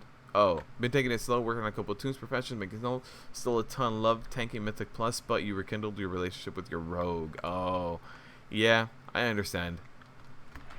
I completely understand. Towards the end of Legion, I leveled up a mage, and I used to play a mage every now and then in Wrath of the Lich King. It was what I would kind of go to kind of like just zone out and DPS in and just join random raid pugs and not have to worry about positioning or anything. Just kind of jump in, damage things. And I find myself wanting to hop on my rogue. And it's like, I'm not done with my Prot warrior. I need to finish my Prot warrior. And then I can hop onto my rogue. I mean, my mage. But I find myself wanting that mage. Wanting to play that mage. Okay, let's jump in here. Let's get that. There is one guy right here. And it's, you know, going to be a little bit of cleave damage. But we can take down this pull. Unfortunately. Rogues are bad. This rogue is barely beating you. No. The rogue is outlaw if that has anything to do with it. But no, rogues are good. We need a res. So someone in the cannon. Alright, so someone get in the cannon. I'll pull down. These guys hit hard. Who said rogues are bad? They're very good. Yeah, rogues are good right now. It might just be the rogue. I don't know. I don't... Also, Prot warrior damage is relatively high right now. And especially if you know how to, like, Prot warrior damage, then it can be really high. If you run Unstoppable Force, you actually are, like, the top DPS spec right now for AoE and cleave. So, yeah, you just need to be aware of that. Alright. I'll taunt. Keep it on me. Perfect. Okay, for this boss fight, you want to hide in a corner. He's going to knock people back. He's going to do all sorts of shenanigans. So what you want to do is tank the boss right around here. Alright? So I'm going to be tanking right there. And the boss is going to be at the bottom of these stairs. So every time he does his AoE thing, I'm going to run to the side of the stairs, dodge it, run back to the middle of the stairs. I'm not going to be getting knocked back. I don't have to deal with cannons.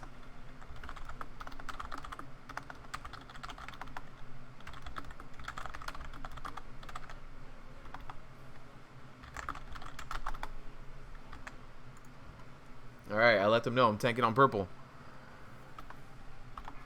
Alright, there's the pull timer.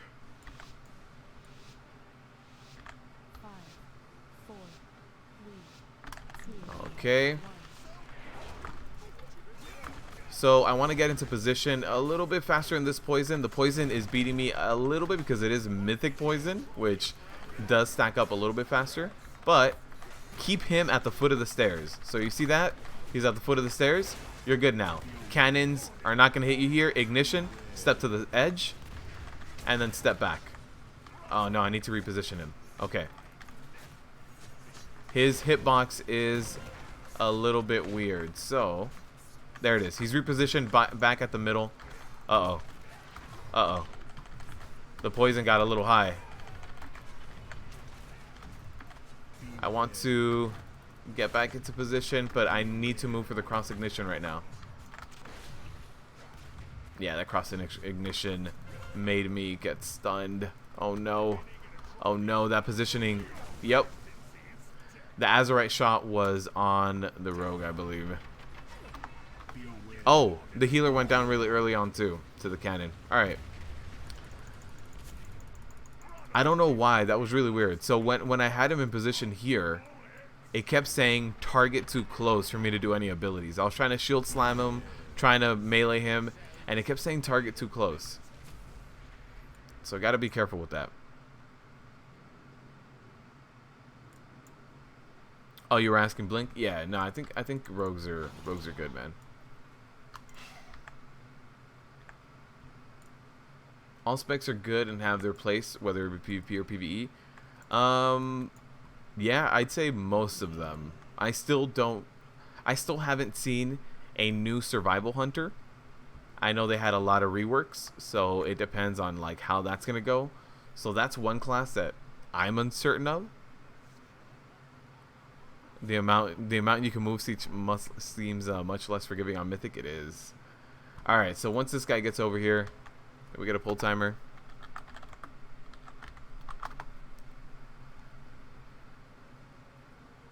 I'm not leads on this one, so I can't do the pull timers. There it is. Oh. So now my transition is going to be really slow into position.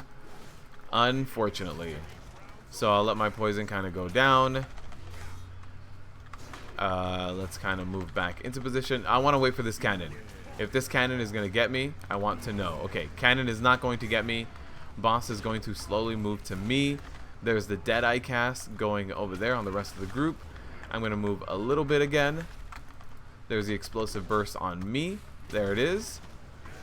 Knocking me back. So now is when I need to start being really careful with this poison, right? So let me jump up onto this platform. And now I'll be okay. Here's a cross ignition. I can stand away from it. I definitely want to move this guy a little bit. So now I'm not getting that like target too close error. That's good. Okay, here it is. Perfect. So my poison didn't get super high. It got it around half, but we're in position now. There's a cross ignition. Let me move to the right a little bit. Avoid it. Move back into position.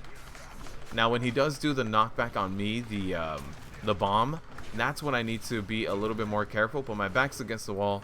I won't be moving much from here. Let's get an ignore pain up. Explosive shot. So that's going to knock back that rogue. Remember to get your thunderclaps going when you have the avatar. There's a cross ignition. Again, move right, dodge it, and then move back into position. And you don't have to worry about cannons. You don't have to worry about like the Deadeye stuff. As long as you just do what you need to do. If one person in your party needs help with the Deadeye shot, they can call it out.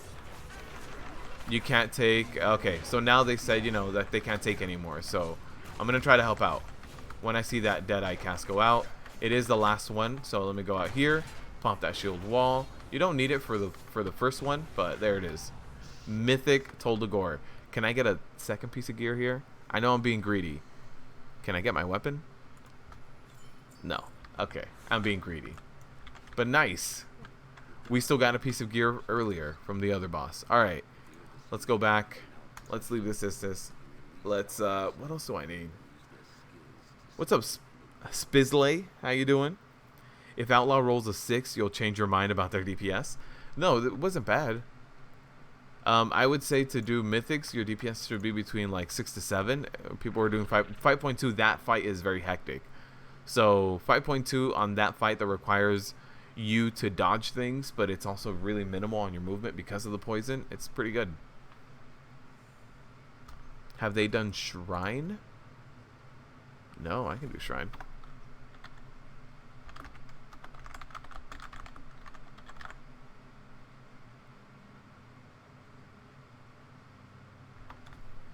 Oh, I don't know if they're going to go to Shrine or Temple. Temple, I'm already saved for. Shrine, I can do. What other dungeons do we have out here? Siege of Borealis is going to be a difficult one. We have Waycrest Manor up here and Shrine up here. So Waycrest Manor, Shrine.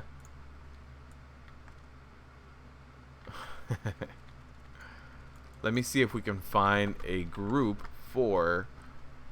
we have Waycrest, Underrot, or Shrine.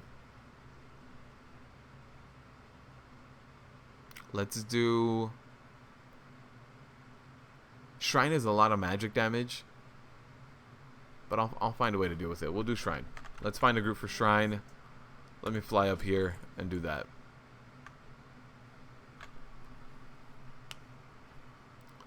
Your Fury and Arms Warrior is pumping right now. Oh, they buffed. Oh, they didn't buff, but they changed arms. Did you see that, by the way, Jeremy? So the way that they changed arms is they made your mastery a lot better. I think they made your mastery 10% better, but they reduced the damage of your abilities. So they made you less bursty, more consistent. So there's more of a focus on your mastery and more of a focus on your dot that you apply. Yeah, let's find a group for Shrine. But yeah, they changed it around a little bit, so just something to note. Shrine. Shrine of the Storm. Shrine of the Storm. These guys already have a few. Must have Discord. Sorry, I can't hop in. Oh, man. I like the description of that one. Don't be a Spurg. Cool. You did 100%, 190% mastery all the times. Nice. Nice. So I'm working on trying to get better at doing arms as well myself. So now I just need to get some more mastery heavy gear for arms.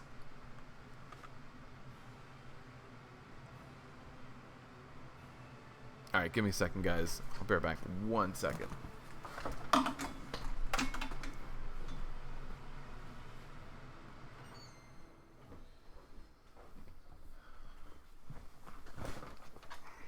Alright, we're back.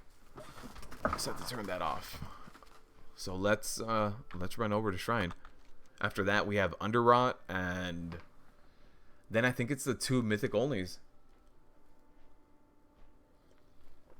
Oh no, Waycrest. Waycrest. Reminds you found it funny. You were leveling your Blood Decay, and you were 113, and an ally 120 Fury Warrior tried. Ah, man, Blink.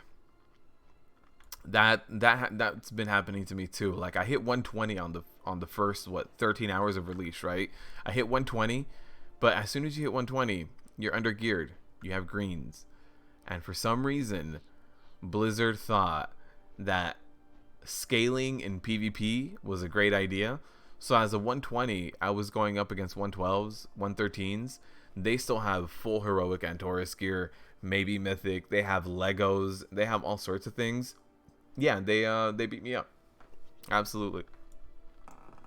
So right now, go as a 120, going up against anybody who's not a 120, anybody who's fresh leveling, you're gonna go down. You're dying to that. Because PvP is scaling, and as a 110 as a 110, you're basically a 110 twink. Like you're in best in slot gear with having legendaries and Taurus gear. So yeah, that happened to me too. It was a little frustrating. I don't know why they scaled it. Don't think they should have. How do you unlock King's Rest as an ally? X, you don't unlock it, so you just need to know how to get there. So after this dungeon, I can show you as well. But if you're here at the flight path, right? If you're staring at the entrance of Atal Dazar, to the right of this entrance, there's a little cliff that you can climb. Go up that cliff, and you will enter the world instance of Atal Dazar. So, if you go to the right of this portal, there's a little cliff. You go up, and then you go into the pyramid, and then what you do is you run over to the last boss, and behind the last boss of Atal Dazar is the portal. So if you run in, there's no bosses, there's like some trash, whatever. You run in, and you go into the pyramid of Atal Dazar, work your way to where the last boss is, and then behind him is the summoning stone and everything you need. But you don't need to be ally, horde, anything like that. There's no unlock. There's no attunement. You just need to know that there's a little cliff. You don't need a pre-quest? No. No, you don't. You just need to know how to get there. So when you stare at the portal, look to your right, and there's going to be like a cliff. And one little part of that cliff is going to be a little tiny road. You need to go on there. They did that for a reason, though, so low levels can't just get camped on. Yeah, but a 120 losing to a 112 with a 120 having 3 times as much HP, it's a little frustrating. World PvP means PvP, so if someone signed up for PvP and they're 112 and they're getting ganked by 120, that's kind of what PvP is. You know, when you go into a PvP bracket, if you're level 46 and there's a level 49, the 49 should win. That's the way it should be.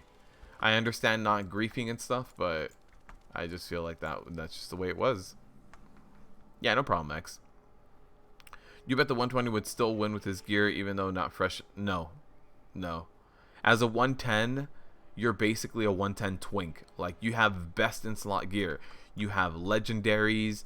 You have Antorus gear. You have all sorts of like amazing gear. The best gear for your level. And then as a fresh 120, you have like the worst gear for your level. You have greens. You have leveling greens. So yeah, it's you get beat up.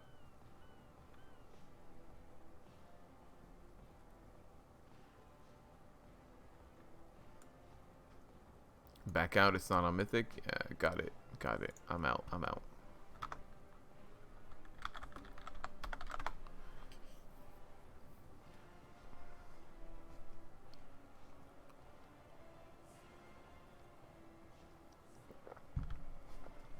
Let's see how this one goes. This one is difficult because of the second boss.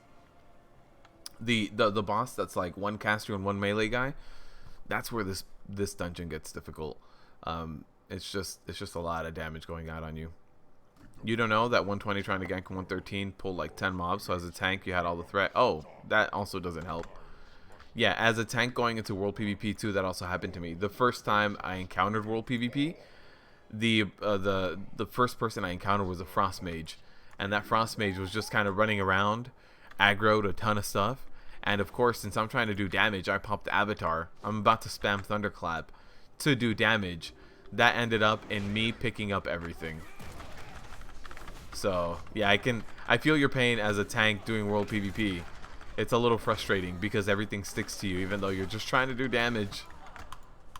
You're just trying to hit somebody. This guy is skippable. He does take a lot less damage, but you don't want to have to wait for the pat every single time. So a lot of times you just kind of nuke him down, but you want to do it solo. You don't want to do it with the rest of the trash, or else they all basically become elites. This dungeon is really bad for you as a warlock. Second boss resets all debuffs with his rune. Oh, that sucks. Okay, let's see. Let's run in here. What I want to do is pop that avatar to get that damage. And there it is. There it is. A lot of shield slam damage. With that avatar, with the avatar thunderclap, I was able to actually get a killing blow off of like the little slimes. So that's also good. That's good. That helped me out as well. I did a little 20% heal. The pat is coming around this way, so let's go this way. Let's go the other way. Other way. We got the pat. Oh, we have a warlock with the warlock portal. I don't know if that still works. If it does, we can skip like half the dungeon. What's the best talents for Prot warrior tanking? Haven't looked much. Jeremy, I would suggest my current build. Just for general PvE. If you're running like a raid boss, when those raid bosses come out, you might want to switch Booming Voice into Vengeance. But that's it. Booming Voice into Vengeance. Everything else you probably want to keep, to be completely honest with you. Anger management is amazing. You get really fast cooldowns. Unstoppable Force is really good too. I don't know if you necessarily want to run Dragon Roar. I kind of like Dragon Roar in the beta, But now that this is live, I've gotten really used to Unstoppable Force, and Unstoppable Force is just so good. Okay, we're good, we're good. Into the Fray, also an amazing talent point. Should we go this way or across? I want to go across. Yeah, let's go this way. Alright, I did get a lot of these little guys here, so let's throw out a shockwave, try to clip as much as we can. Maybe I can kill one of these little guys, get a victory rush. There it is. I used my my unused trinket. Uh-oh. We got a big pull coming up. Let me pop Avatar. Start thunderclapping away. Start thunderclapping some more. Start thunderclapping again. I'm gonna have to just use a lot of cooldowns here. Yeah, this is not going to end well for us. This is a lot of magic damage going out on us. A lot of things that I really need to be on top of. Let me get a good stun here. I don't have a ignore pain. I mean, I don't have a spell reflection up right now. Let me get a demo shout, get an ignore pain up. We're gonna get beat up again right now. Tossed up and tossed back down. That's a big burst of damage there. We survived. Oh, there's a warlock pet, or somebody clipped this guy. And this guy gives shield wall to everybody else he's around, so. Alright. That's your talent setup right now. Thank you. Yeah, no problem, man. I like this. You get a lot of haste from Into the Fray, right? If you see my haste, I'm at 30%. There's not that many other people that have that many secondary stat, because it's very hard to get secondary stats right now with the new Azerite gear. Bolster talent point is amazing. It's a really, really solid cooldown. The fact that you have such a long cooldown on shield block can basically be ignored because you have bolster, and then anger management just goes really well with everything else. I think booming voice rage generation is on par with vengeance, if not maybe even better with anger management. Since you run anger management, I think it might even generate more because of running that second talent point. I still need to do the math on it though. You love prot tanking? I like it too, man. I like it too. The only thing is that ignore pain. Get that ignore pain off the global, and then I'm good. I'm gonna sound like a broken record, like I did all of beta. Like, hey, can we get that off the global, please? It just kind of feels bad. Oh, nice. Blessing of Freedom gets rid of that, by the way, guys. Blessing of Freedom got rid of those tentacles. There's also the snakes on the second boss in Shrine. The knot of snakes that goes on you. If you stun the knot of snakes, it instantly dies. So there's a few like little boss mechanics that you have to be aware of, that you can kind of cheese people out of. You don't need to do the whole DPS. You don't need to do everything like that. You can kind of cheese your way past them. Stunning, freedom. I don't know if there's any that are a cleanse, but I'm sure there's got to be one with the cleanse.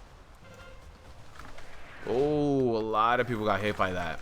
When that goes out, you want to know what direction they're facing, right? The ads, or I guess the split up damage. So I got a stun off, and I don't know if it was my stun that got that off, but I got a stun off out of muscle memory with the whole Temple of Seth thing. Back to the main boss over here. We do have one person down, so I'm gonna wait before I do the next trash pull as well. You love booming voice because you can hit it if you need emergency rage for ignore pain. Yes, I agree. That's why I like ignore pain or booming voice as well. That being said, it might be more rage efficient to do vengeance. So if you're kind of like doing raid bosses is where I can see it, but in 5-mans, I like booming voice. In raids is the only situation I can see vengeance. I need to really run the numbers on it. Ravager is just don't. They need to get rid of this. If we only had 2 talent points here, it'd be the same thing. If it was just 2, if it was just anger management and heavy repercussions, it'd be the same thing as it is right now. Okay, let's pull these guys back. I actually don't know what I can get as upgrades from here. I didn't even look. It's just one of the dungeons I haven't done yet.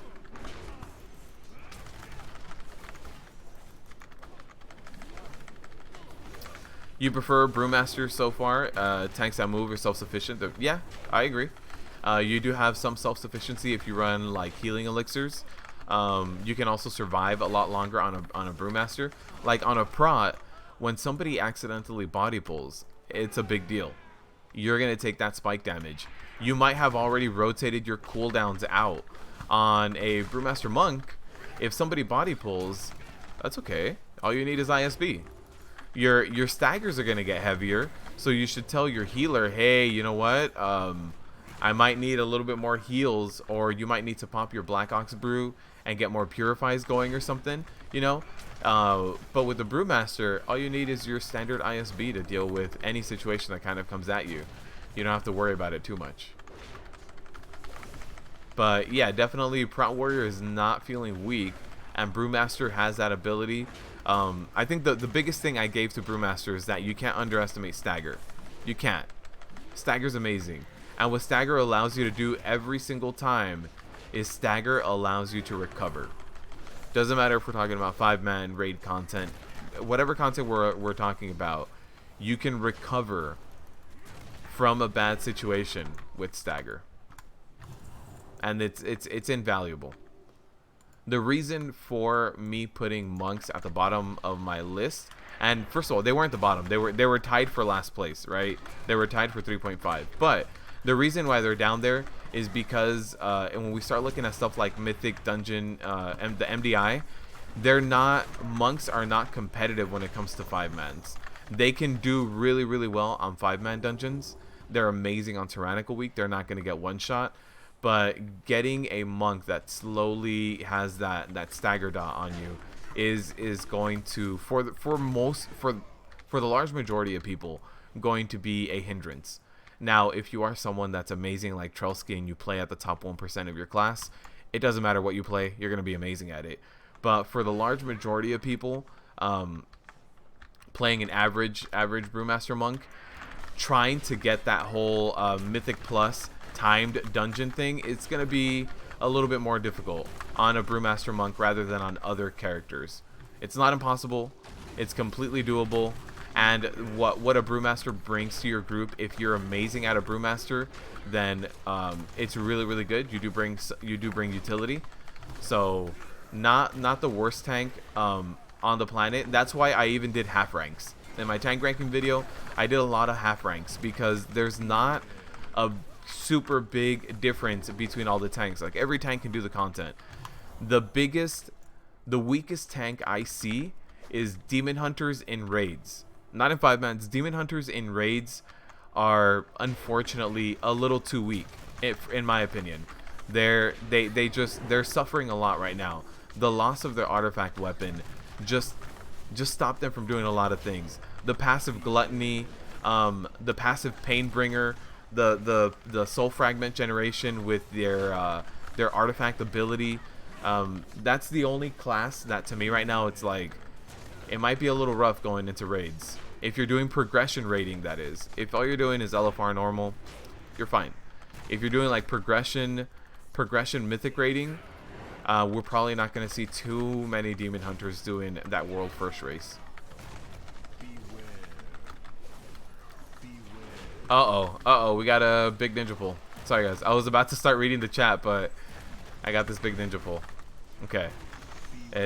I don't know how that happened either, because this pull is just really not necessary. Let me actually just stand in this rune and take a lot less damage. Oh no, get a stun. Okay. Alright, let me jump on this guy. These guys over here are going to be doing a lot of damage right now, so I want to start kiting them. We can actually loot before they hit us. Nice. Okay. Oh, okay. We took down those big guys. Prot Warrior is never boring. Since we're not meta, it takes a lot more skill. Yeah, since we're not meta, you need to know what you're getting yourself into. You need to be aware of like what's being cast on you, whether that cast is interruptible, spell reflectable, stunnable, whatever it is that you're gonna do to deal with that. Do you have enough rage for a demo shout? I mean, do you have enough rage for an ignore pain? Should you demo shout? Is your spell reflect on cooldown, off of cooldown? There's a lot of little things with the Prot Warrior right now. But that's how it was in Legion too. In Legion, it was definitely like that. Brewmaster has a high skill cap. Yes, I agree. This Warlock is going to take a very long time.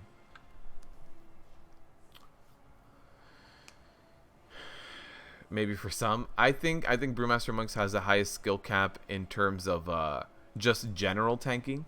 Having to deal with the brews. If you're just jumping into a Brewmaster Monk and you've never done Brewmaster Monk, you've never seen anything Brewmaster Monk, you're probably going to mess up on your brews. You're probably going to overcap ISB. You're probably going to over purify. There's a lot of little things with that. But I think, honestly, the biggest difference that you'll see between an average tank and a really good tank is in a 5-man Death Knight. And that's because they have such an amazing kit. A Death Knight has that Mind Freeze, has the Grip, has the Grasp, has AMS, and has Asphyxiate. And the difference between an average DK and a really good DK is very obvious. A really good DK isn't even going to be taking that much damage in a Mythic Plus because they can get so many interrupts off. They can get their interrupt, their grip, their grasp, their asphyxiate. They can stop. They can completely nullify a lot of the damage coming in when an average DK tank is just going to run in, get their bone shield charges up, DS when they need to. You know, maybe do an AMS or something. Thanks for the sub, by the way. I appreciate it. So I think the biggest difference between a skilled tank is also knowing, like, hey, you know what? This mob right here, they have a regular cast. I'm going to Mind Freeze that. But then after that, they also have a channeled cast. So for the channeled cast, I need to let the channel start and then grip as soon as the channel cast goes off in order to counter it. There's a little bit more intricacies, and there's different ways of completely avoiding damage and helping your team avoid all that damage as well on a DK. That being said, that's just my opinion. In your words, but it's okay.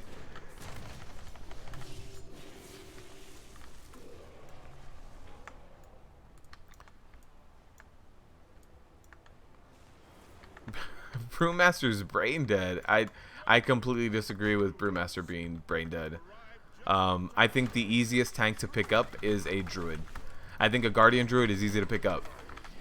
If all you do when you play a Druid is focus on spending Rage by Iron Fur, you don't even need to worry about like Frenzied Regen or anything. But if all you do is focus on Iron Fur and you just get your Maul and swipes going, you're good. There's not much else you need on a Druid. Now you can get a lot better.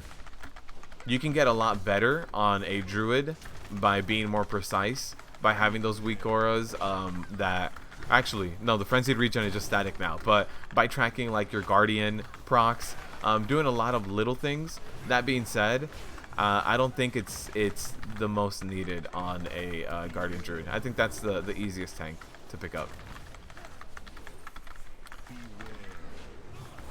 If you're not bad, yeah. The big difference, there's a few tanks that are gonna be they're gonna have that skill cap. And I think in terms of basic rotation, I thought we could climb this. Oh, okay. I think in terms of basic rotation, I think Brewmaster Monks have the most complicated one.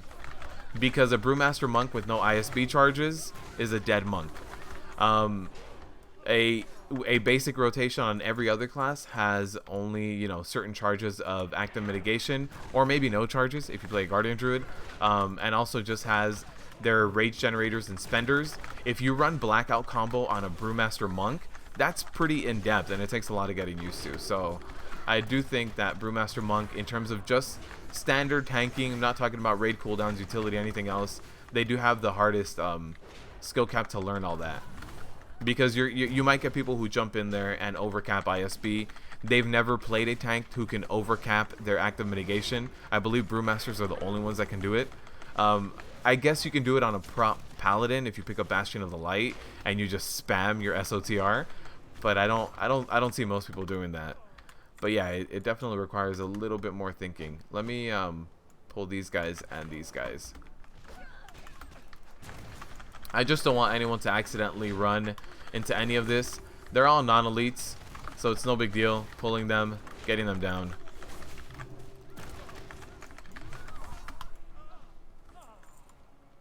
What do I think is the easiest tank? Yeah, Guardian Druid.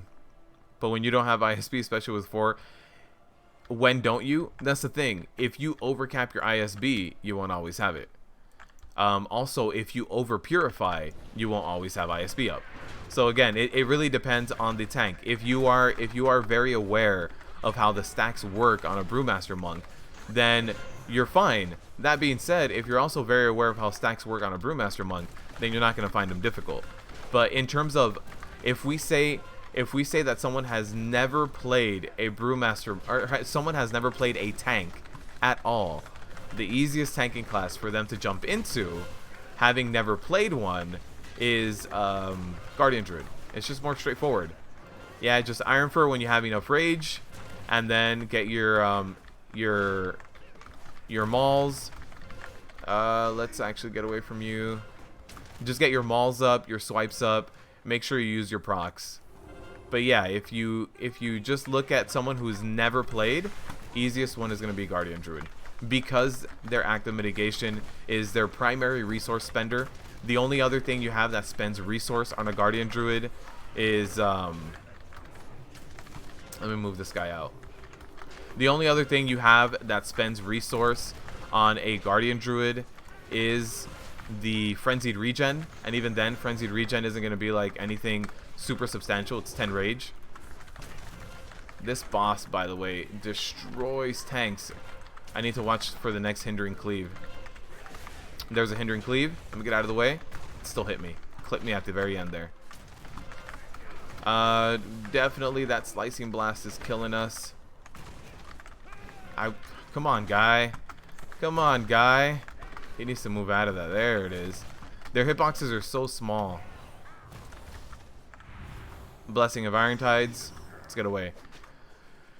The stacks that add up from the other guy while dealing with this Hindering Cleave, it's a lot. It's a lot to deal with. Okay. Hindering Cleave. Let me go ahead and pop a Demo Shout. I didn't have much else to pop. Alright, perfect. Perfect. Stand in this ward while you can. Hindering Cleave is coming out in a few seconds. Let me just go ahead and start kiting. Let's get away. Nice. This boss fight is the most difficult here. If you can deal with this, you're good. Especially with the 4 talent, yeah. That just means that there needs to be a Guardian Druid. Yeah. What's up, Dave? How you doing? Will you give your daughter a shout out? For sure, Dave. What is your daughter's name? I will give her a shout out. Or Dave's daughter.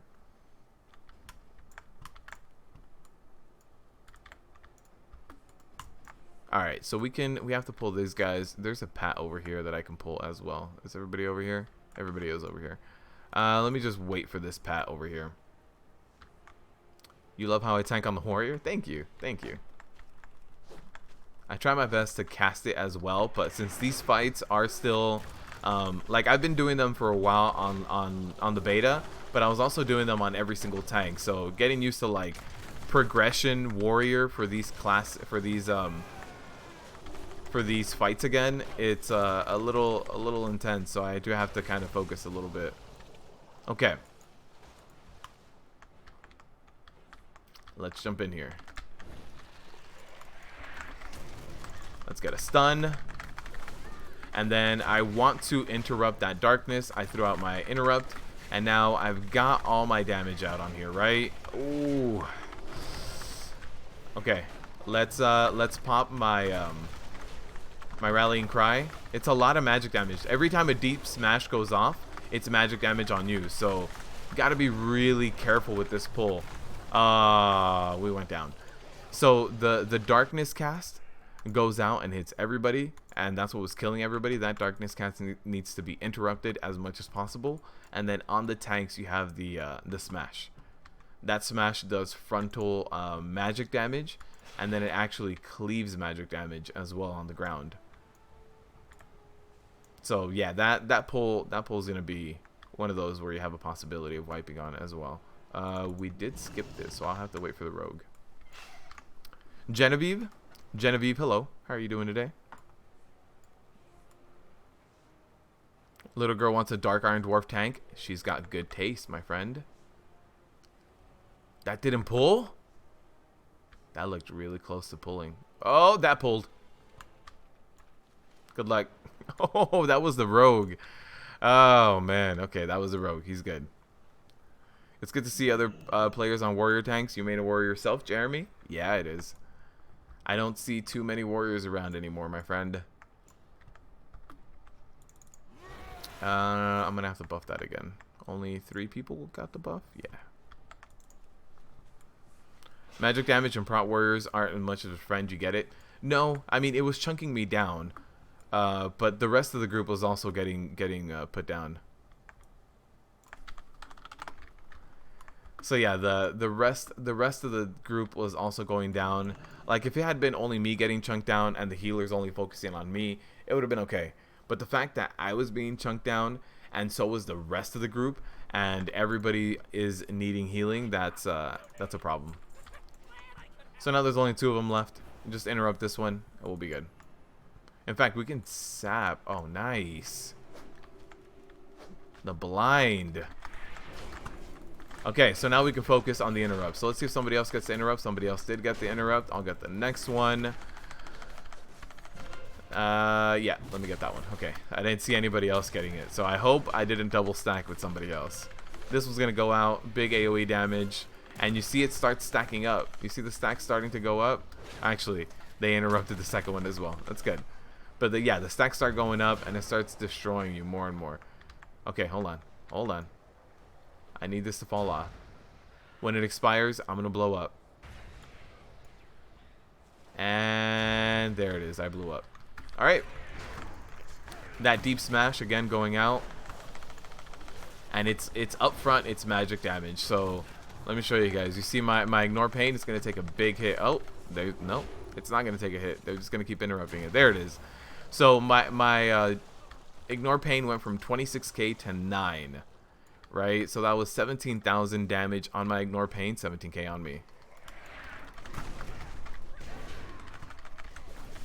All right, so first interrupt was someone else, and then I'll get second interrupt again, like last time. Void Seed, no, it doesn't matter. Unending Darkness, that's the one that matters. Uh-oh. I don't think we're going to have as many interrupts as before. I think the other person interrupting was the rogue. So let's do that. Okay, we're good. We're good. My interrupt is almost up, but not quite. Okay, next one. There it is. Darkness. Let's interrupt. The deep void that went out, or the void seed, no big deal. We can deal with that damage going in. Alright, we got 4 stacks. You see, even with 4 stacks, we're almost all dying. So on the previous one, when that wasn't getting interrupted, that must have been like 5 or 6 stacks. And on top of that, add the other 2 people that were hitting me. Made her day, she's 7. Nice, man, nice. I'm glad you're both watching. And I'm also glad I can make her day. You've tanked this time on also, yeah. You know how this place can go? Yep. This place is heavy on the magic damage, which is why I left it for the end. I wanted to get a decent amount of upgrades here before I jumped into this one. Alright, let's do this. Need more interrupts on a Prot warrior or a less cooldown? One of the things, so since I played all of the tanking classes in the beta, one of the things I noticed is that certain tanking classes have certain little things that are really cool that would make sense to have on every single tanking class. One of those is like on a demon hunter, when you interrupt, you get pain. Why isn't that on every tank? Like, why isn't it on a warrior that when I interrupt, I get rage? Why isn't it on a guardian druid when I interrupt, I get rage? The only one that it wouldn't really matter on is Prot paladin. Like everybody else can get energy, can get rage, whatever it is that is your primary resource, you could be getting that. Another thing that I really like is the fact that monks have the taunt that make the taunted target run faster towards you. Why isn't that baseline on every taunt? Just 2 little things that I think would reward certain gameplay, right? Like if you know what you're doing on a tank, you can jump in there and taunt at a right moment to give someone a speed boost, get a certain boss out of out of a pool, out of a puddle, out of something like that. So that's like a really nice reward for the high skilled players. And you also have interrupts. Interrupts are an easy way of avoiding all the damage, right? If you have magic damage going out on you, the only way to avoid 100% of it, besides like a spell reflect, is to interrupt it. So stuff like that, it'll reward people who pay attention and who know the little things. And if not, it's not too big of a deal. You'll lose out on 20 rage only when you can interrupt. It's not that big of a deal. So I think there's like little things that they can add to every tank to add a slightly higher skill cap and reward people that are playing that class a little more skillfully, using all of their resources, you know, doing everything they can to be a tank. That's definitely something that I feel they can add and reward. Assuming he listened. What? I mean, for a long boy, you have to talk him into the mammoth. Uh oh. Oh. Okay. I don't want both the pulls at the same time. They get very hectic. Come on. Only you. In the beta, these pulls were a lot more spread out. A lot more spread out. Look at that. That was almost instant death. Okay. So I need to be very careful now. Every time you see Mental Assault go out, take 2 steps to the right. So get your DBM. Make sure it's updated. Mental Assault. Go like 90 degrees. Mental Assault. Let's pop that. Just need to stay alive. I don't know why in the beta they were so far apart, and it seems like every time I run this place now, these 2 pulls are like right next to each other. Just right next to each other. It's very difficult to try to get one and the other. I think the only way to kind of do that is maybe CC one of them, make the whole pack kind of stop. Is there some mechanics we're supposed to do? Yeah.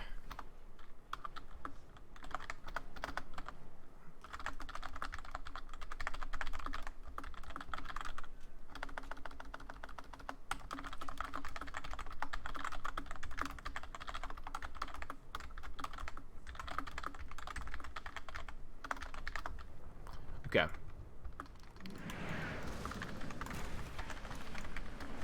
Yeah, they were asking why that pull was that heavy. Oh no! Oh no! I'm gonna go down. Oof, man, that was close. The grips and demon hunters have the silent sigils too, and fears. We need more ways to stop things since we're take so much.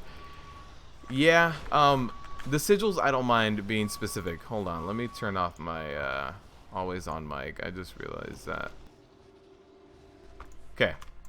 Yeah, sorry, the trash is here and it's right outside my window.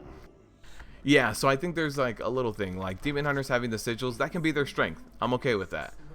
But, you know, little things, the interrupt, the taunt speed boost.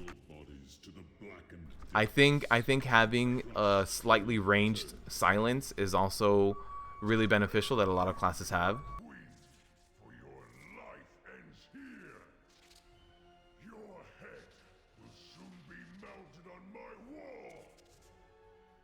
You buy that mammoth yet, Beth? Oh, I forgot, Blink. I forgot.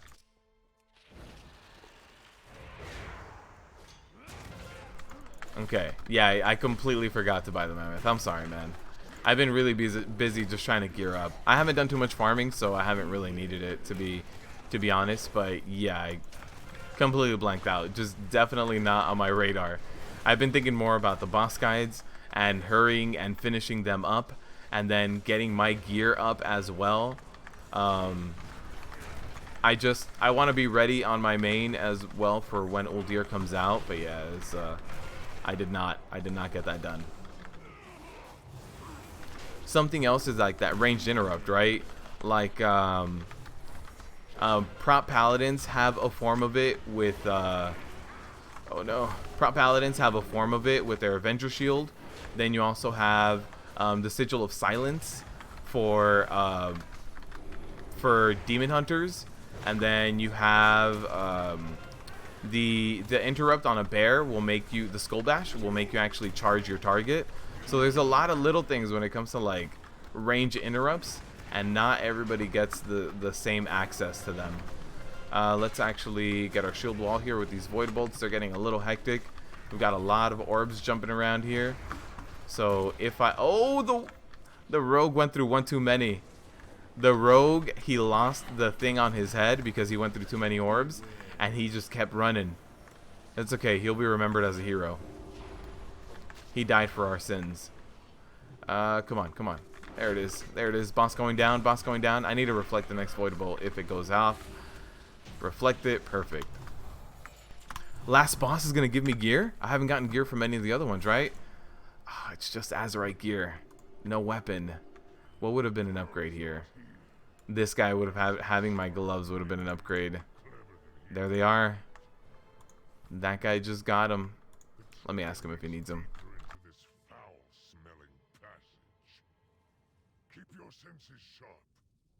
I mean, he probably needs the gloves. I think everybody right now needs gear.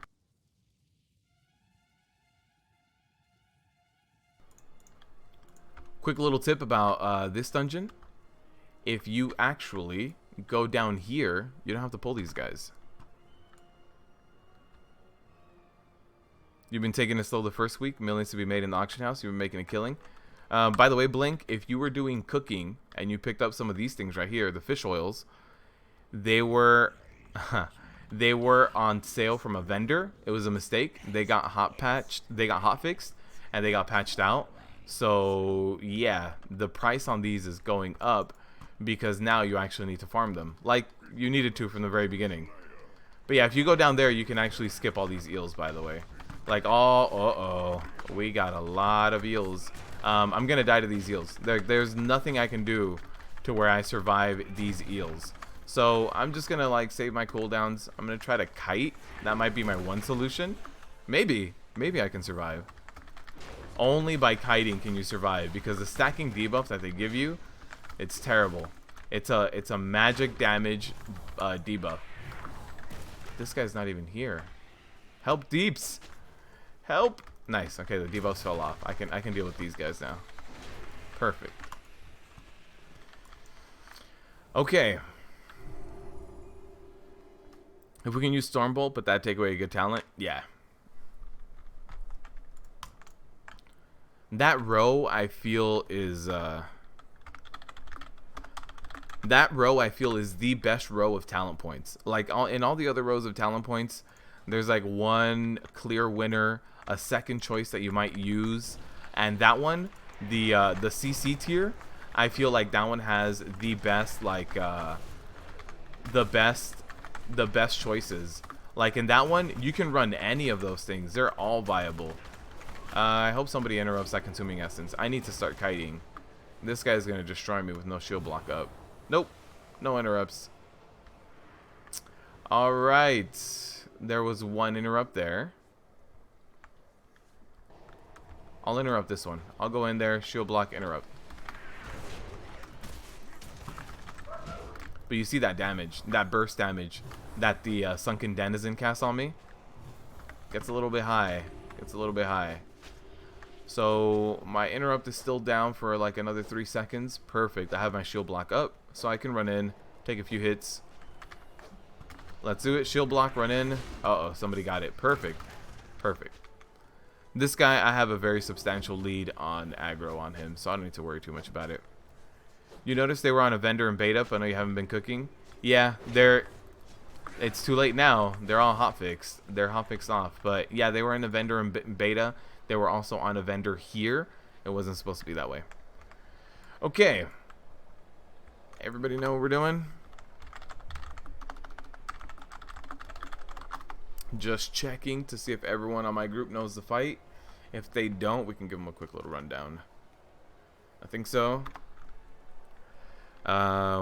Same as Heroic? I think so.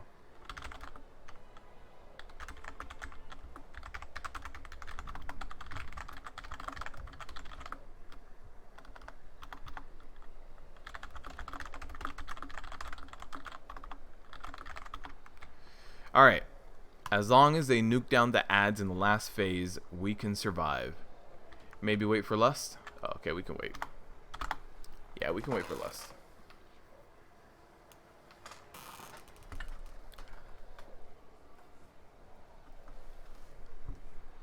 Mock Schnell? What? What are you talking about, Hooves?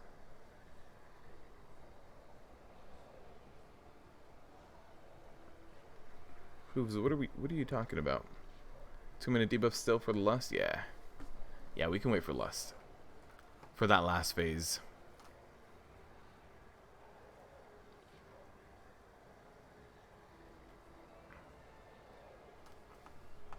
You forget what you were trying to talk about with Mock Schnell? I don't know what that means. And you don't know what that means. Oh, hey, our rogue died earlier during the last boss fight. Alright, we can get a pull going. Alright, let's do this. We've got 30 seconds. Last phase takes more than 30 seconds to get there, so step up to the plate. Step up to the plate. That was the guy who was AFK while we were killing fish. Come on, Mr. Warlock.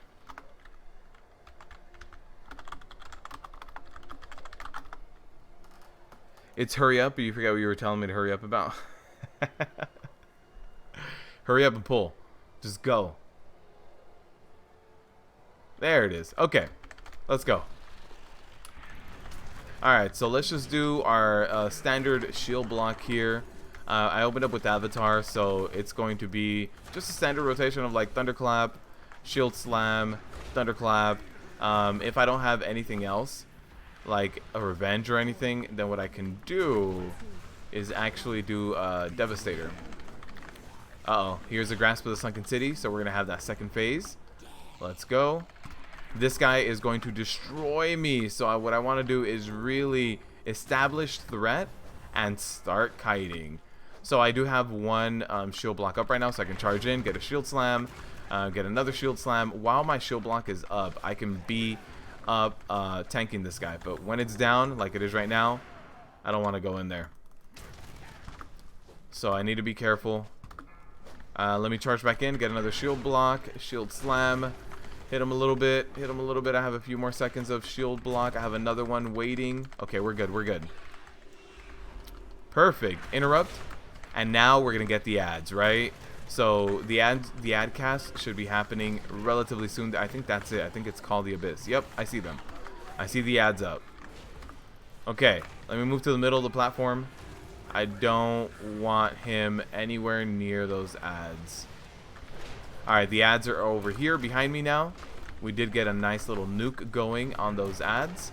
Perfect. Those ads are snareable, stunnable, anything. Anything you want, you can do it to them. I need to be careful. I need to be careful. Perfect. Hopefully I get a little bit more healing as well here. What I will do is cast a shield wall for this last little bit. Let me move him into position here. He's going to do another Sunken City. Oh no, we don't have the deeps for this, guys. I mean, we can still do this. It's just going to get hectic. Okay, I don't have shield block up, so I want to kite this guy. As soon as my shield block comes up, I can jump in and do a little bit, right? There it is. So a shield block, and while it's up, I can do that damage. Shield block is about to run out, so let me start kiting again. Shield block is back up. Let's go in there and do a little bit more damage. Hit him again. Also, this whole time you want to be dodging the tentacles. They're not like super obvious. It's a little bit. Oh, that one got me. That it's not super obvious. They're a little bit more difficult to see, but you definitely want to dodge them as best as you can. So one thing as well, you see here on the bottom, there's like a slight purple. Those purples are from the purple areas that are in the other phase, right? So what I want is to move this guy so that he isn't on there, because we phase out. Look at that, everybody's standing in one, so we have to be careful there. Okay, I interrupted this guy. He's gonna spawn more ads. We did lose 1 DPS, so I'm gonna pop Avatar. I'm gonna try to maximize my deeps as best as I can as a prot. Let me get a demo shout going as well. Increase the damage that this guy's taking from me. There's a yawning gate. Hopefully we get to kite him a little bit. Okay, I need to do 60,000, 40,000, 30,000. We have a lot of ads. Hopefully we can. I have to dodge that last second tentacle on me. I think we got this. I think we got this. As long as the ads don't touch him. We did it. We did it on Mythic. Okay, so now, what gear did I get? It's only like Azerite pieces, right? Yeah. Is this best in slot though? It is not, but is it better than my current helmet? It is. Okay, so this trait is definitely better. When you block, you get strength. That's going to make your ignore pains bigger, make your threat generation better. Nice. Very nice. Got some gear. How do we get out of here? Time to start the last zone. Side quests to our discretion. Yes, they are, man. I did a lot of side questing. I really liked it, but it is very distracting. I'll tell you what, they did a very good job with all the storyline. Oh, nice. We can go to this guy. We can go to Rexar. Rexar, get me out of here. What else do we need? The Underrot and Waycrest Manor. I would much rather do the Underrot, to be honest with you. So let's go over to where we can fly back and then go to the Underrot. Yeah, I'd much rather get the Underrot. Sell all this junk. I believe that's junk too. Yeah. This helmet might have a better DPS talent point, so I'm keeping all of the maximum item level ones just in case. Just in case we pick up a little bit of arms and it has better ones. Got a question for you. Deadly Demands. What's up, man? Distraction. You need that rep, though? Yeah, you do need that rep. That is also a very good point. I'm almost honored with the Honor Bound. To do Siege of Brawlis, we have to complete the war campaign? No. Siege, well, you need to start it. Actually, you don't even need to start it. If everybody else in your group did it, you don't need to. Siege of Brawlis, when you go to Tiragard, so when you take the boat from Zandalar to Tiragard, the instance portal is actually right behind your character. You should be able to just turn around and walk into it.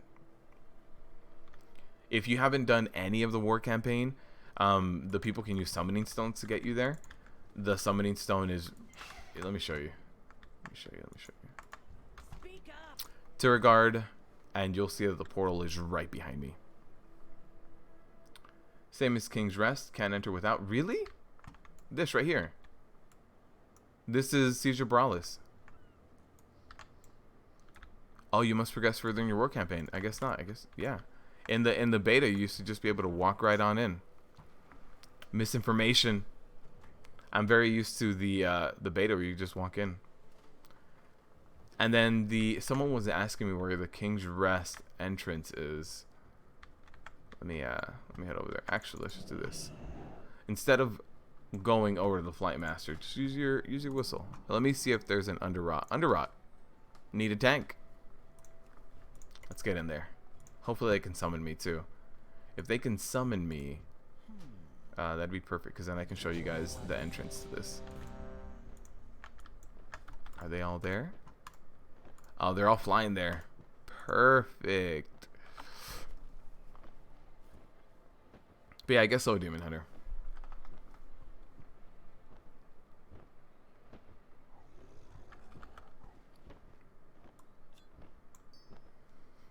Bags full. I should have sold all this other stuff too. I didn't see that. I just saw that the gear started here. A few more things I could have sold. You want to make your own custom weak aura that tracks your gateway cooldown when you can use it. Again, you want the weak aura to glow to show how long you got the debuff. Can you show me how to do that? Deadly. Sure. What you want to do is start a weak aura. Do you want a bar or a button? I think you want a button, right? So what you do is you do a new icon, and you're going to be cooldown here, and the text is going to be progress.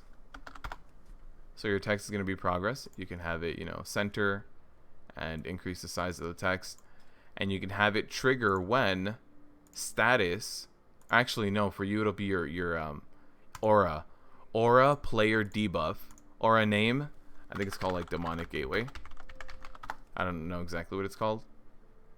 Oh, this is a different one. But yeah, you call it that, and then you show... That's it, actually. Player debuff, And then if you want it to glow, you can do actions.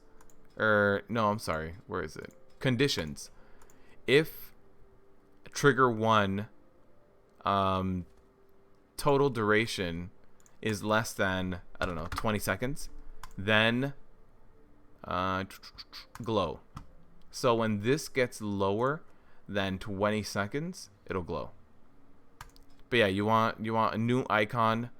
You want to track the cooldown. You want the trigger to be a player debuff. Yeah, that's the way to do it. I forget what the debuff is actually called. But yeah, you do that.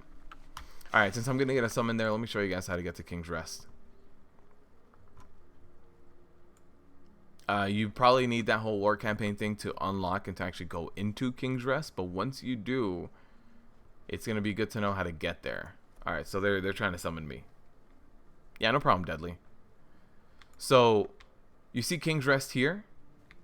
If you go to the right, you see you're facing you're facing Atal Dazar, right? Atal Dazar. You see over here to the right of Atal Dazar, there's this path.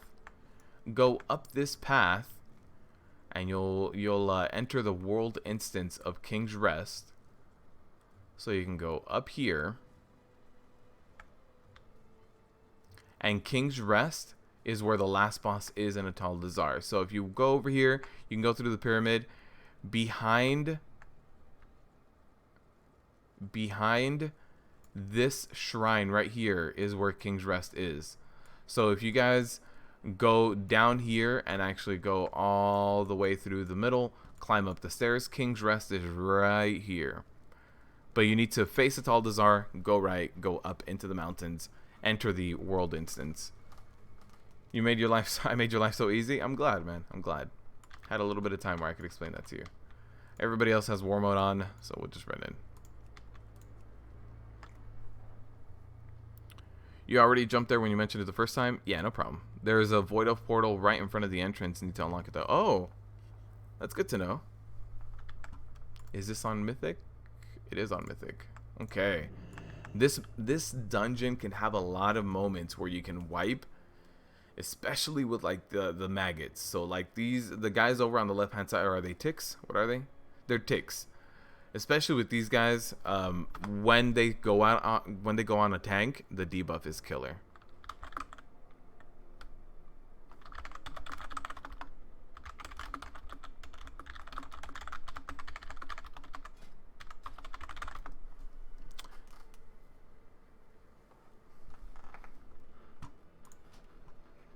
Alright, just waiting for the last people to jump in. They were asking if I got the summon.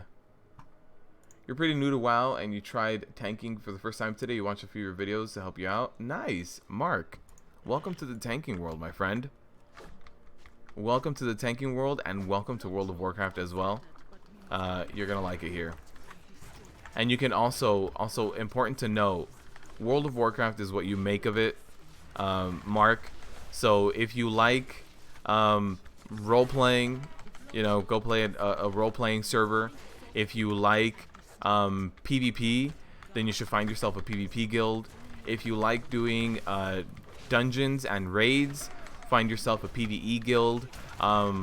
Also, don't be afraid to try out guilds, because that's what you need to do. So if you join a guild and they're all really nice but they're not providing what you want, you can just go ahead and find a different guild.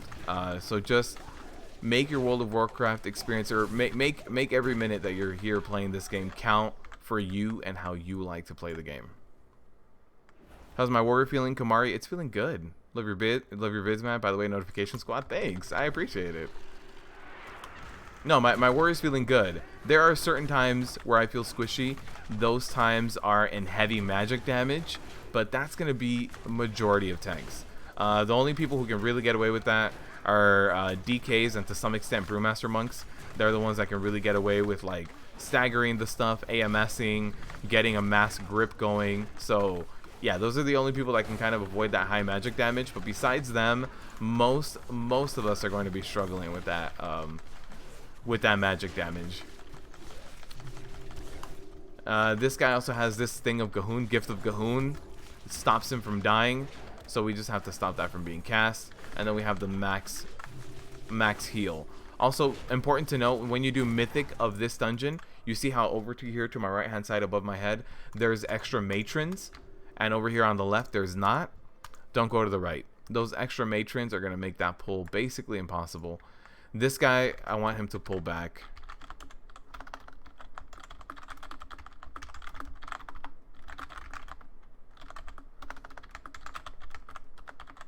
I don't want the double pull, to be completely honest with you. That double pull is not fun. It's doable, not fun. Here it is. So let me interrupt this one here.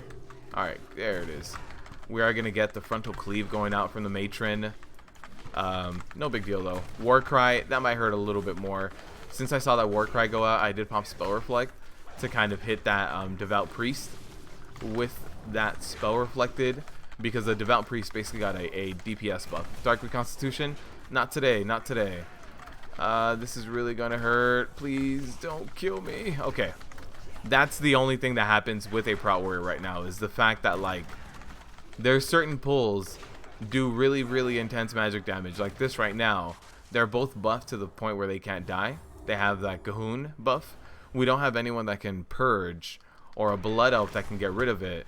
So at this point, it's just kind of slow and steady of getting this person back down. And the matrons also really hurt. And we let both of the Gahoon casts go off on the matron. So that was really what ended up hurting there. Same as your bear was getting slapped around.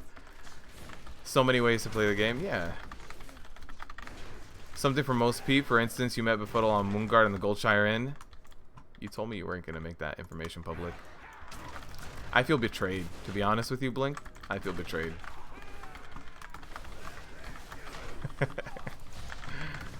You started with the Blood Decay this expansion, so right now you're looking on Noxic. I would suggest looking on Icy Veins instead of Noxic Deadly. Yeah, I highly suggest Icy Veins as a starting point instead of Noxic. Oh, we let a big AoE cast go out. That's not good. You don't want that. Oh no, don't walk into the ticks. Okay. Another trash? I'm sorry, guys. WoW has something for most peeps. Welcome, Mark, to the tanking world. You play Blood Decay? Yeah. You decided to make a DK. Any tips? The biggest thing with your DK is to know that you are tanky with your Blood Shield and your if your Blood Shield is up all the time and just your plate armor, you're gonna be decently tanky. You're not gonna be the best tank, you know, but I would suggest kind of focusing on that first. Once you have good uptime, also practice on normals, by the way. Don't practice on heroics or mythics. You're not gonna have a good time practicing on those. The skill cap is a lot higher.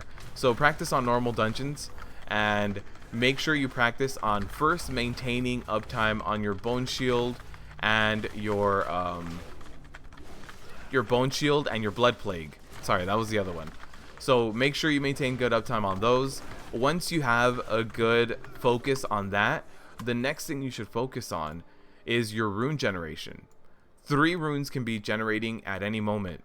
What that means is that in order for you to use that mechanic to the fullest, you should have 3 runes regenerating at all times. So try to track your runes as well. So once you start tracking your runes, then you can even start getting into better things like how much your Death Strike is going to be healing.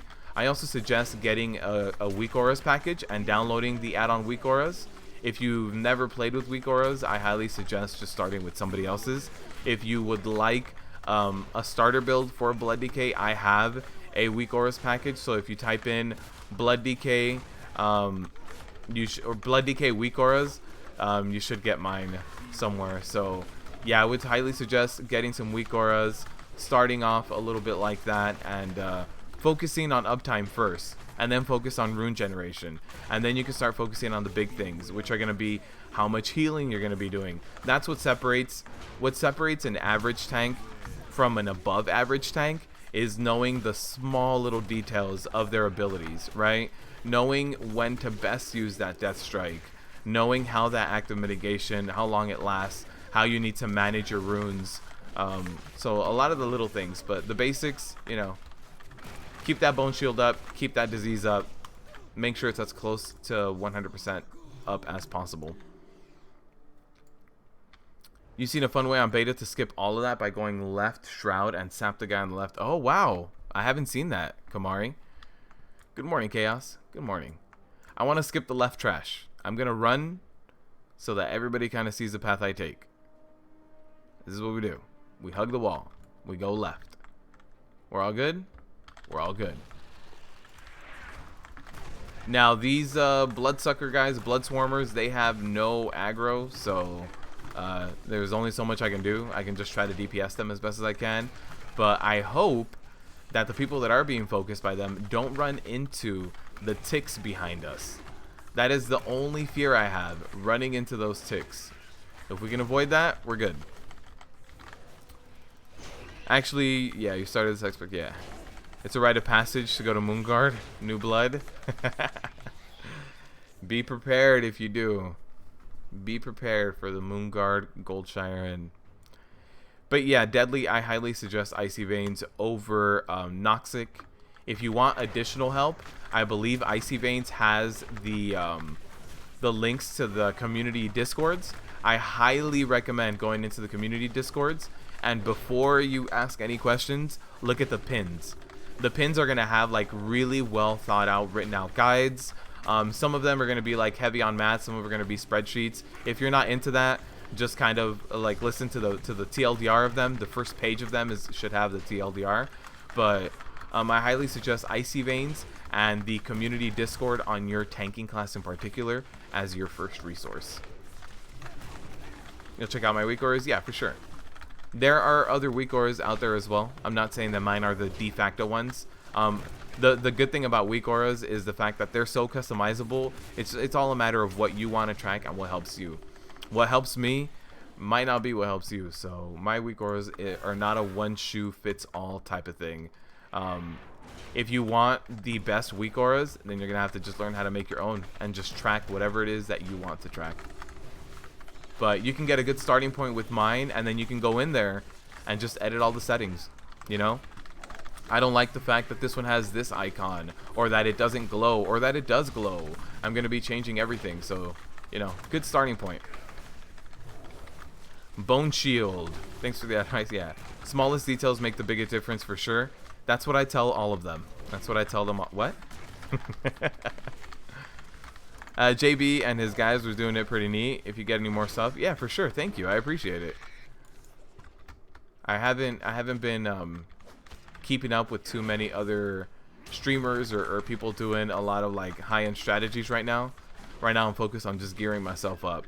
And since I've done a lot of this on Mythic, I know the strategies. I just don't know the best for sure, like guaranteed strategies. So that's also something else to note. If you're new to tanking in the game, make sure that the Alliance human character on Rome Moonguard... No, don't listen to Blink. Don't listen to Blink. Do not do that. Alright, let's get this living rot here. That was a lot of server lag. That was a lot of server lag. So let's get one more pull here. I wanted to go a little bit slower now because of that server lag. That was a little intense. Let's get a stun going here. My interrupt is actually on cooldown. Hopefully, yeah, we got one interrupt on the other one.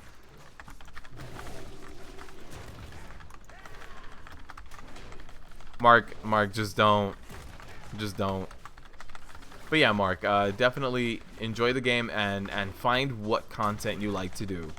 PvP, PvE, RP, questing and leveling, just having alts. There are plenty of people that also play this game only to make money in this game. So if you just like playing the auction house and just making money, that's definitely something you can do as well. Just investing and kind of farming, and then yeah, just flipping, all sorts of things you can do. I would highly suggest finding what you enjoy about this game, and the game has a lot to offer in whatever which way you dive into it. Also pet battles, that's also a thing. A lot of people enjoy doing pet battles and like transmog runs. Alright, we have to clear this whole room on Mythic. That's something we do have to do. What's up, Grand Marshal? How you doing? Your laptop is shit at work, so you normally watch other streams? Yeah, for sure. Sorry, I have hiccups. Yeah, just enjoy the game. Yeah, I agree. For me, enjoying the game comes from doing hard PvE content. I used to do a lot of PvP, and maybe this expansion I'll get back into PvP. But for me, my big enjoyment in the game is tanking in PvE content. And like right now, this week, I'm loving the fact that we're running into these mythics. We're under geared. Yesterday, I started doing mythics, I think at like 220, 219. And those first few mythics, they test your abilities. If you want to go with no wipes, you have to know exactly what cooldown to use, exactly how to use them, how to stagger them best. Like yesterday's mythics were fun. I think there was like 1 or 2 wipes in some of the dungeons, but they were definitely fun. I like that struggle. I like the difficulty of bosses. That's why I prefer the PvE progression content. I'm gonna pull this guy over here that doesn't have threat either. He's just gonna bounce around, no big deal. As long as I focus this lasher, interrupt him on that decaying mind cast, that's all I need to be doing. PvP is so fun right now, not for Prot warriors. So I need to get back into arms, because Prot warriors for PvP, you're just dying slowly. That's it. Really close to 8K subs. Hit that button, guys. Not the unsub one. Yeah, we're close, man. We're close. 7.9, and I forget how close we are to the 8. A few hundred, maybe. But yeah, we're close to 8K. Something else, if you guys are like following the channel, when we hit 10K, we can actually get merch. So when we hit that 10K, there will definitely be befuddled merch. I'm already like trying to think of what we can do with merch and what kind of things we can put on merch, or what type of merch we could have. And yeah, that'll be something that comes with 10K. 17 subs more. Oh, that's close. That's a lot closer than I was thinking. How am I feeling about warrior tanking? Are we viable, or are we mid of the pack, bottom of the two? Too lazy to level your warrior? We are... Stay close to Squish. We are from...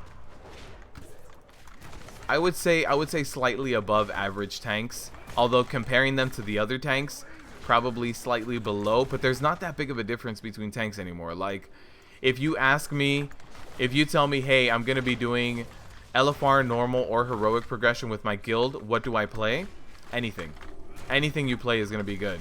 If you tell me I'm going for Realm first, what do I play? I'm going to say Guardian Druid, Brewmaster Monk, or Blood DK.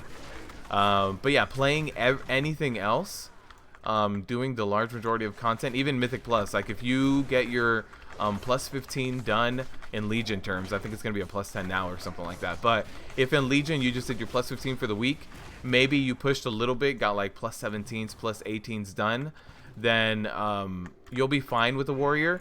The only way you won't be fine with the warrior is if in Legion you were pushing like 25s, 24s, then maybe play a DK, you know? So definitely depends on the type of content. If you are bleeding edge content, then you should reconsider what you're tanking with. If not, warriors are like most other tanks. We have our ups, we have our downs. Warriors offer quick cooldowns for themselves, and that's how they mitigate a lot of the damage, right? So like, oh god, right now I have 5 bleed effects. Not very cool. I can heal myself up with a victory rush. But yeah, we have fast cooldowns with the demo shout happening like every 30 seconds. We have our avatar that kind of comes up quickly as well if you run anger management.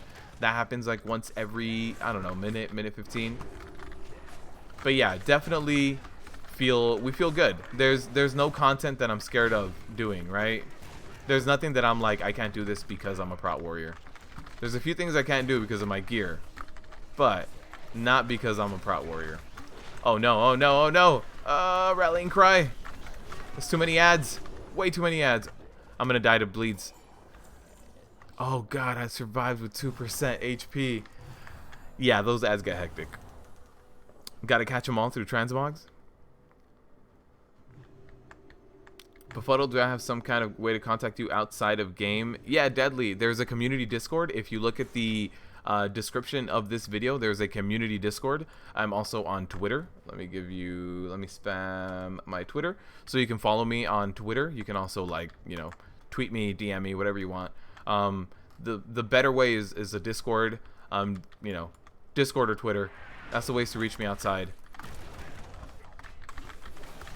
Alright, I don't have my avatar up. I used it towards the end of that. What I want to do is make sure I interrupt this Raised Dead. Okay, Raised Dead interrupted.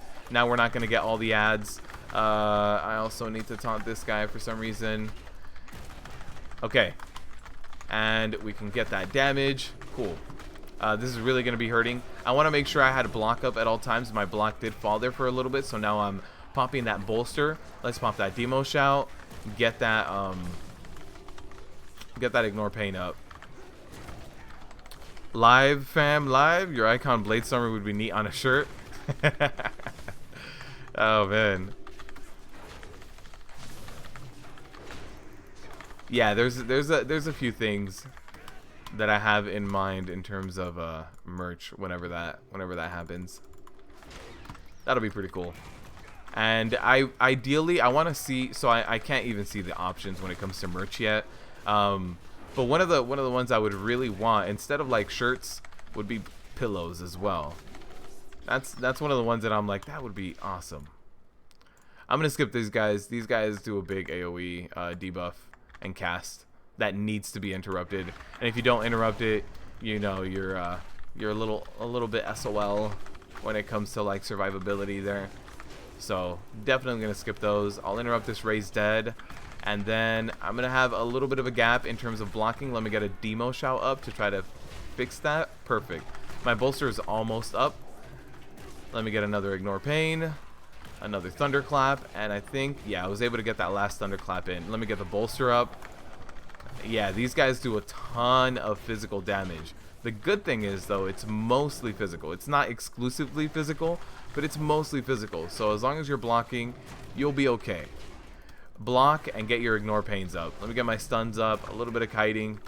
There's my last SB charge that I'm going to need for this pull. One guy is going to nuke me and kill me. You were telling someone in your stream earlier that it's so fun to have no gear again and really be on your A game. I agree. I agree. That's what I really like as well. 10K subs, IRL drinking time with Beth. Oh man. Alright, let me pull these guys. These guys don't need to be pulled, but when you're starting to deal with the mushrooms, someone's going to be in the way of these guys. Someone's gonna run to these mushrooms a little too close, a little too far, and they're gonna pull these guys. So I like to pull them. Not necessary, I understand. If you have a very coordinated group, you don't need to. Ribkey coffee mug, that's also one that I've wanted. A Ribkey coffee mug. And Pug Life. But yeah, there's a few things. I think the Ribkey coffee mug would be nice too. Alright. Let's get this pull going.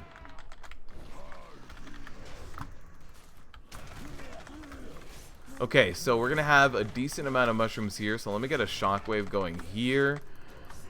And you guys can see that on Mythic, the amount of mushrooms spawned is a lot more. So let me actually run over here, get a shockwave going here. Maybe I can clip the fourth one. I don't know. These mushrooms are gonna blow up, so I'm gonna have to dance around a little bit. There's a little bit of dancing. I didn't get all the mushrooms. What I'm gonna do is I'm gonna pop Spell Reflect and Shield Wand, run into these. Okay, so I took 2 stacks of the debuff. There it is. So I got a total of 4 because I did run into some myself. But now at this point it's a DPS burn. You probably can't deal with the second phase of this boss, to be completely honest with you. You can try, but it's gonna be difficult. Alright, now I need to watch again, do a little bit of a dance here. Dance around, get the shockwave in position. I took 1 debuff, but it was for the sake of the mushrooms. Something you just gotta take a dive sometimes. Let's demo shout up again right now as well. And I can get a decent shockwave here. Maybe I can get about 4 or 5 of these. Something else that you can do is you can immune, run into the mushrooms, and you can do that to help out your team. Or what you can do as a tank is run into a bunch of them and then call for a cleanse. So like right now, Somebody needs to do this. I'm gonna die for sure, guaranteed. But I can try to. I tried to make the rest of the group survive. If the healer would have bubbled, ran in, and kind of taken all of those mushrooms, we would have been okay. Last 10%. We need to push. We need to. We actually have lust, so we can lust. You want to taste the suffering? Oh man, I'm glad you guys are all on my side.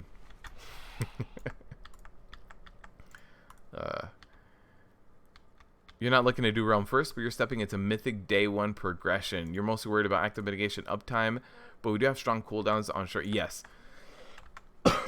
You are doing mythic progression on day 1.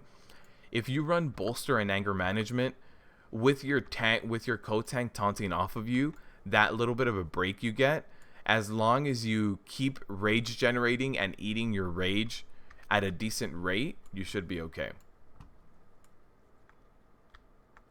So yeah, you're going to have to really maximize everything you do, especially when it comes to when your co-tank picks up threat off of you. That's your time to shine, right? Don't use shield block, rage generate as much as possible, every single shield slam proc that you get, and then you can eat all that rage up by revenge spamming to get a little bit more deeps, maybe ignore pain if there's a little bit of magic damage going on in the group to help out your healers, but you definitely want to have your active mitigation or your anger management work for you during those moments, and then you can fill the gaps in. The gaps in Prot warrior tanking can be filled in with the anger management. Unfortunately, you can't really go heavy repercussions if you're doing that. Rogue, you were eating tank cleaves.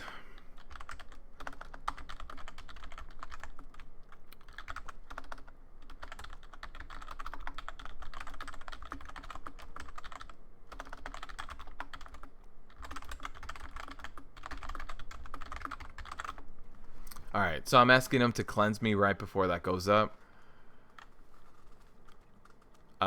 As soon as that AoE explosion is going to go out, I'm going to go back in, run into like 3 mushrooms, and we should be able to survive. I think we're also going to pop lust, so it should be helping as well. Is everybody ready? What is Demon Hunter tank missing to be a good raiding tank in your opinion? 1 more small cooldown. Okay. So like a 1 minute cooldown. If they would, there can be a few solutions. 1 small cooldown would really help out, like a 1 minute cooldown of like 10-15% reduction. And if they brought back Painbringer, you remember Painbringer from the artifact weapon? If they bring back Painbringer and do 1 minute cooldown, that's it, you're competitive. But without that, it's hard to compete. Your gaps in active mitigation are too substantial to ignore. There's a cleanse. Okay, I got a cleanse. There's gonna be what, 3 going out. So since they're gonna go out on everyone, I might as well pick 1 up for myself. I think everybody else just got 2, right? I can't see. Okay, we definitely have enough damage now. We're in the zone to be able to do enough damage because he is below 50%. He got a little too close. I wish he was a little bit further. Let's get that shockwave going here and dodge that last little mushroom. I think we should be okay, but just in case, I will get this guy to shockwave all of these mushrooms as well. Festering Harvest goes out in 10 seconds. So we're going to have a shockwave going out right here. Perfect. And then what I will do is personally run into these 3 mushrooms right here. So 4 of them actually. So I did get a cleanse right there. You guys saw that? I had 4 stacks, got an instant cleanse. Perfect. You hear your active mitigation is possibly the strongest, cycling cooldowns to cover mechanics and the boss might work. Have you checked any of the fights in Old Deer? Yes, I have done every single fight in Old Deer while the beta testing was going on, the raid testing. That guy almost pulled. I've done every single boss fight. I didn't do every single boss fight on a Demon Hunter. I did every single boss fight on a Prot Warrior. And then I did a little bit on Guardian Druid, a little bit on Prot Paladin, and a little bit on Brewmaster Monk. Demon Hunter is the one I raid tested the least. I think I only did 2 raid bosses. But that being said, there are I know that active mitigation is strong on demon hunters. I agree.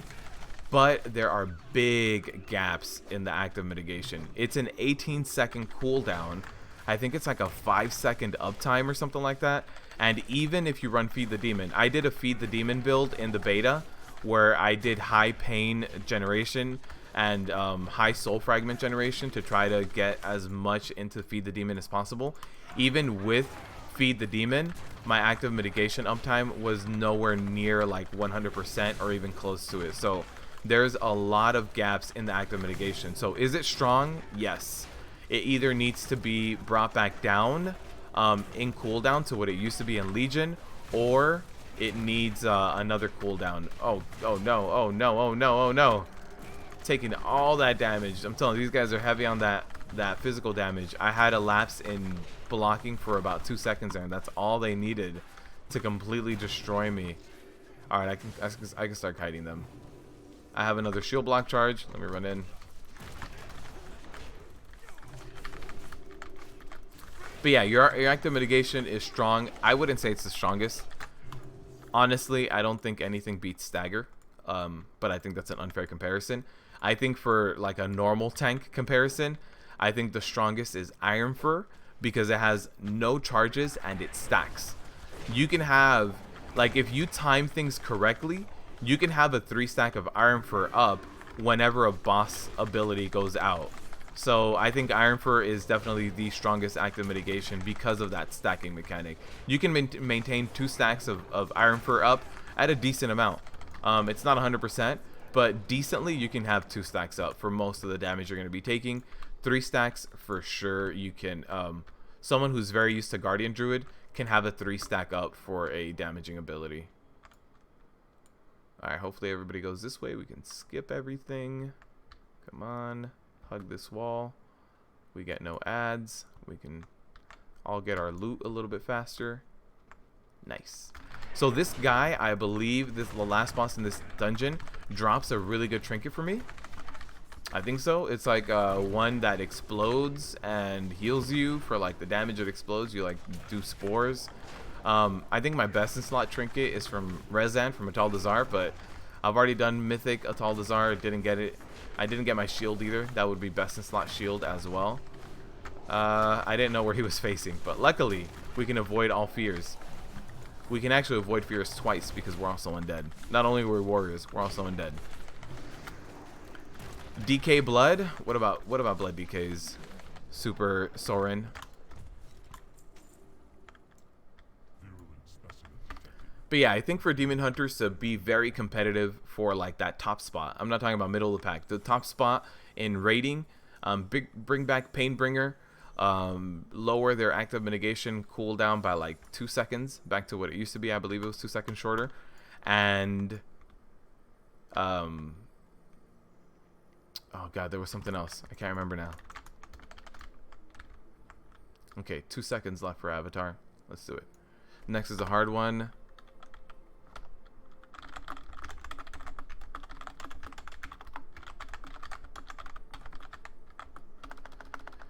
If the ads don't go down, boss doesn't get hit. Okay.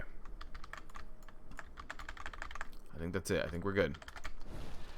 But yeah, if they bring back down active mitigation and the small cooldown. That's what the other one was. A small 1-minute cooldown. Like Empower Wards was nice because Empower Wards also had the plus agility on it, right?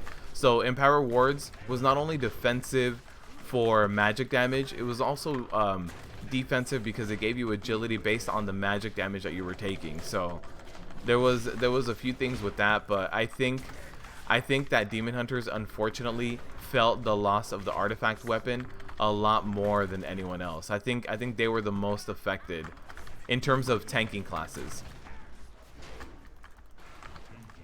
Like most tanking classes now don't have that magic mitigation, and that's fine. That's just how the game is now. But in terms of all of the other traits, all of the gold traits, all of everything else, Demon Hunters lost out on quite a bit. Let's get a cleanse here. Nice. Also, you guys notice that I'm alt tabbing and heroic throwing the spores. That's so that I can get victory rush procs. because the ability to just heal myself for 20% is really going to help out my healer here. I would be a nightmare to heal during this boss fight because there's so much magic damage. But the fact that I can do this on my warrior means that I can just heal myself. And I can sometimes clip some of them with Thunderclap as well. Let me clip this one with Thunderclap. And let's get a little heal going here. I don't know where everybody else is. Okay, everybody else is on the other side of this. So again, what you really want to do is get those victory rush procs on your warrior on here. If you don't play a warrior, then you don't have to worry like a crazy amount for killing the spores. It should be the rest of your DPS group kind of taking care of them. But as a warrior, it makes the boss fight, you know, easy. If you look at the healing done, the healing charts, I'm on there. I can maintain myself. It's not the best. It's not like amazing healing per second, but it's definitely not like negligible. Like every time I dip to 70%, I'll heal myself. Let's do that, and then I can. I was about to pick up one of these other ones. Let me use my trinket to get one. Nice. Very nice. What kind of gear can I get from here? I think I'm getting gear from here. What type of gear? Oh, this trinket. That's not a bad trinket. Or a mount. Mount? No mount, no gear. Ouch. RNGesus. Why'd you do this for me? DK said that we 3-chested it. Oh, man. Got your Prot up to 305. What's my item level? I think I'm 335 now. Yeah, 335. I got a lot of upgrades during this stream, guys. I got pants. I got shoulders. I got bracers. And a ring. All 340s. Not a lot of Titan Forges today, but that's okay. I'm not aiming for Titan Forges at this point. Let's get our good old transmog going again. I like this new transmog I'm rocking right now. A little bit of the old with the shield, a little bit of the new with the brand new gear, like this Warfront shoulder. This is a Legion chest, but with the tabard, it goes really well. It just kind of pops out. I think the gloves and the boots are really old. They seem to have lower texture. And then the pants should be relatively new as well. On beta, did you do heroic old deer as a blood DK? Oh, that's what you're asking. As your guild jumps straight into heroic, it releases, then you got heroic. Yeah, I did a little bit of heroic on a blood DK, and blood DKs feel fine. There's nothing wrong with them on raid testing. Also depends on what spec you go. There's probably different builds for different bosses, but yeah, I did that. I did that boss fight. Or I did those bosses on a blood DK. Not all of them, but I did some of them, and it was fine.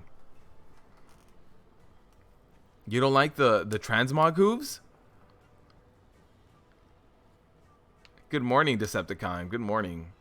So are Prot Warriors in a good spot right now? Yeah, Tom. They're not bad. You need to know what you're doing to play a Prot Warrior, Tom Jones. So the biggest thing that I always reiterate when playing a Prot Warrior right now is you always need to have something up. And by something, I mean either shield block, demoralizing shout, bolster, or shield wall. Like those are the 4 things that you need to have up. Ignore pain is something that's secondary. It's kind of added in there.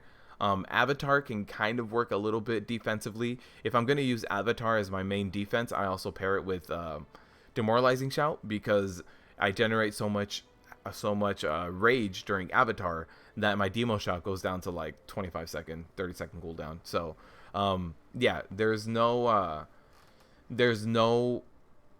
other way to explain Prot Warriors right now, but that you always need something rolling and something up in order to stay alive. So we can do all of the content. There are other tanks out there that can do it a lot easier. There are other tanks out there that just need their active mitigation. They don't need cooldowns or anything. So not the strongest tank, but we can do all of the content. I have been gearing up this warrior. I started doing heroics at I started doing mythics at like 319. So I was very undergeared, and the deaths were minimal. There wasn't a whole lot of deaths. So in terms of like what Prot Warriors can do, if you know what you're doing on a Prot Warrior, you can make it work, my friend. T-Boo sword dropped for you in Atal Dazar. Ian, I am very jealous. I know exactly what you're talking about. The transmog on it, or the appearance of that weapon, is amazing. I am jealous. I am so jealous. Ian, you're gonna give it to your best friend, right? Which is me, please, Ian. They didn't believe in the Prot Warrior magic. Who? Oh no, they didn't. They didn't believe in it. We have to prove them wrong. You got the Blood Drinker build? Yeah, Blood Drinker is nice. I like opening with the Blood Drinker. You throw a taunt first and then open it with the Blood Drinker. You get increased threat generation while your taunt is up. So you just kind of like taunt Blood Drinker all in one cooldown, but you have to make sure taunt goes off first to not interrupt your own Blood Drinker. You get a good amount of threat. And then if you follow that up with like a Dancing Rune weapon into a Marrow Strike, you get what, 8 charges or 6 charges of Bone Shield. You start off really well. So a smooth opener on a DK is dependent on you and how you like to open up, but DKs can absolutely do all the content. You don't have to worry about it. Apparently the Broken World quest is fixed. Nice. I think I can get upgraded gloves from there. You're talking about, oh, this one? Oh, it's the same item level they have to forge, but nice. I can give it a shot. Maybe I'll get a good forge. I need a different weapon and shield. Not a fan of this weapon, Hooves. Let's do this. The room is a little bit bigger. The shield, there's a Horde shield that goes really well with this. I think from like TOC, and then the weapon. Oh, the weapon transmogged off. Let's do that. So the weapon, I just think it looked really undead, really just jumping out there, getting things done. In Drustvar with the donkeys. Oh yeah, I think I know what you're talking about. Okay. Get your BfA companion app and do the mission tables. Yes, guys, if you guys had the Legion app, you might not have noticed that when the Legion app updated on, like, I don't know if it was Monday night or Tuesday, it became all-encompassing World of Warcraft app. So if you want to stay on top of these missions, which I am not doing any of them apparently, because there was no emissary ones for me. So as soon as the emissary ones come out for me, I'm going to be doing them and getting all of that rep. But grinding out that rep is important for you. So get that app. You can definitely grind that. 6 charges at first and then 10. You usually do Taunt, Blood Drinker, Dancing Rune, Blood Boy, and then Death Strike. I hope you follow up that Dancing Rune weapon and Blood Boy with a Marrow Strike somewhere in there. Or the Death Strike is a Marrow Strike, or Marrow End, rather. Sorry. So, yeah, the Death Strike should come after. But yeah, Deadly. That's a good opener, man. Guys, that is going to do it for today's live stream. You can even get new flight points from that mission table. Yes, you can.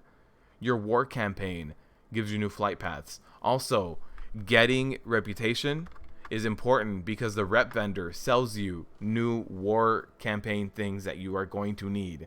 So get your reps out. Yeah, you do. Oh yeah, no problem, Deadly. Yeah, so make sure you're on top of that mission table game. Also, weekly, once per week, you can do like, I don't know, like 6 to 10 islands depending on the difficulty that you do them on. And you get a really big jump in your Heart of Azeroth item level. So if you have not done islands yet, jump into a normal.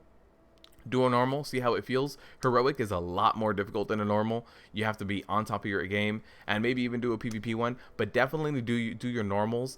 My Heart of Azeroth went up 2 levels just from the turn-in, and then from the islands themselves went up another one. So grand total of doing that whole island thing, I got 3 levels up on my Heart of Azeroth. So do your weekly.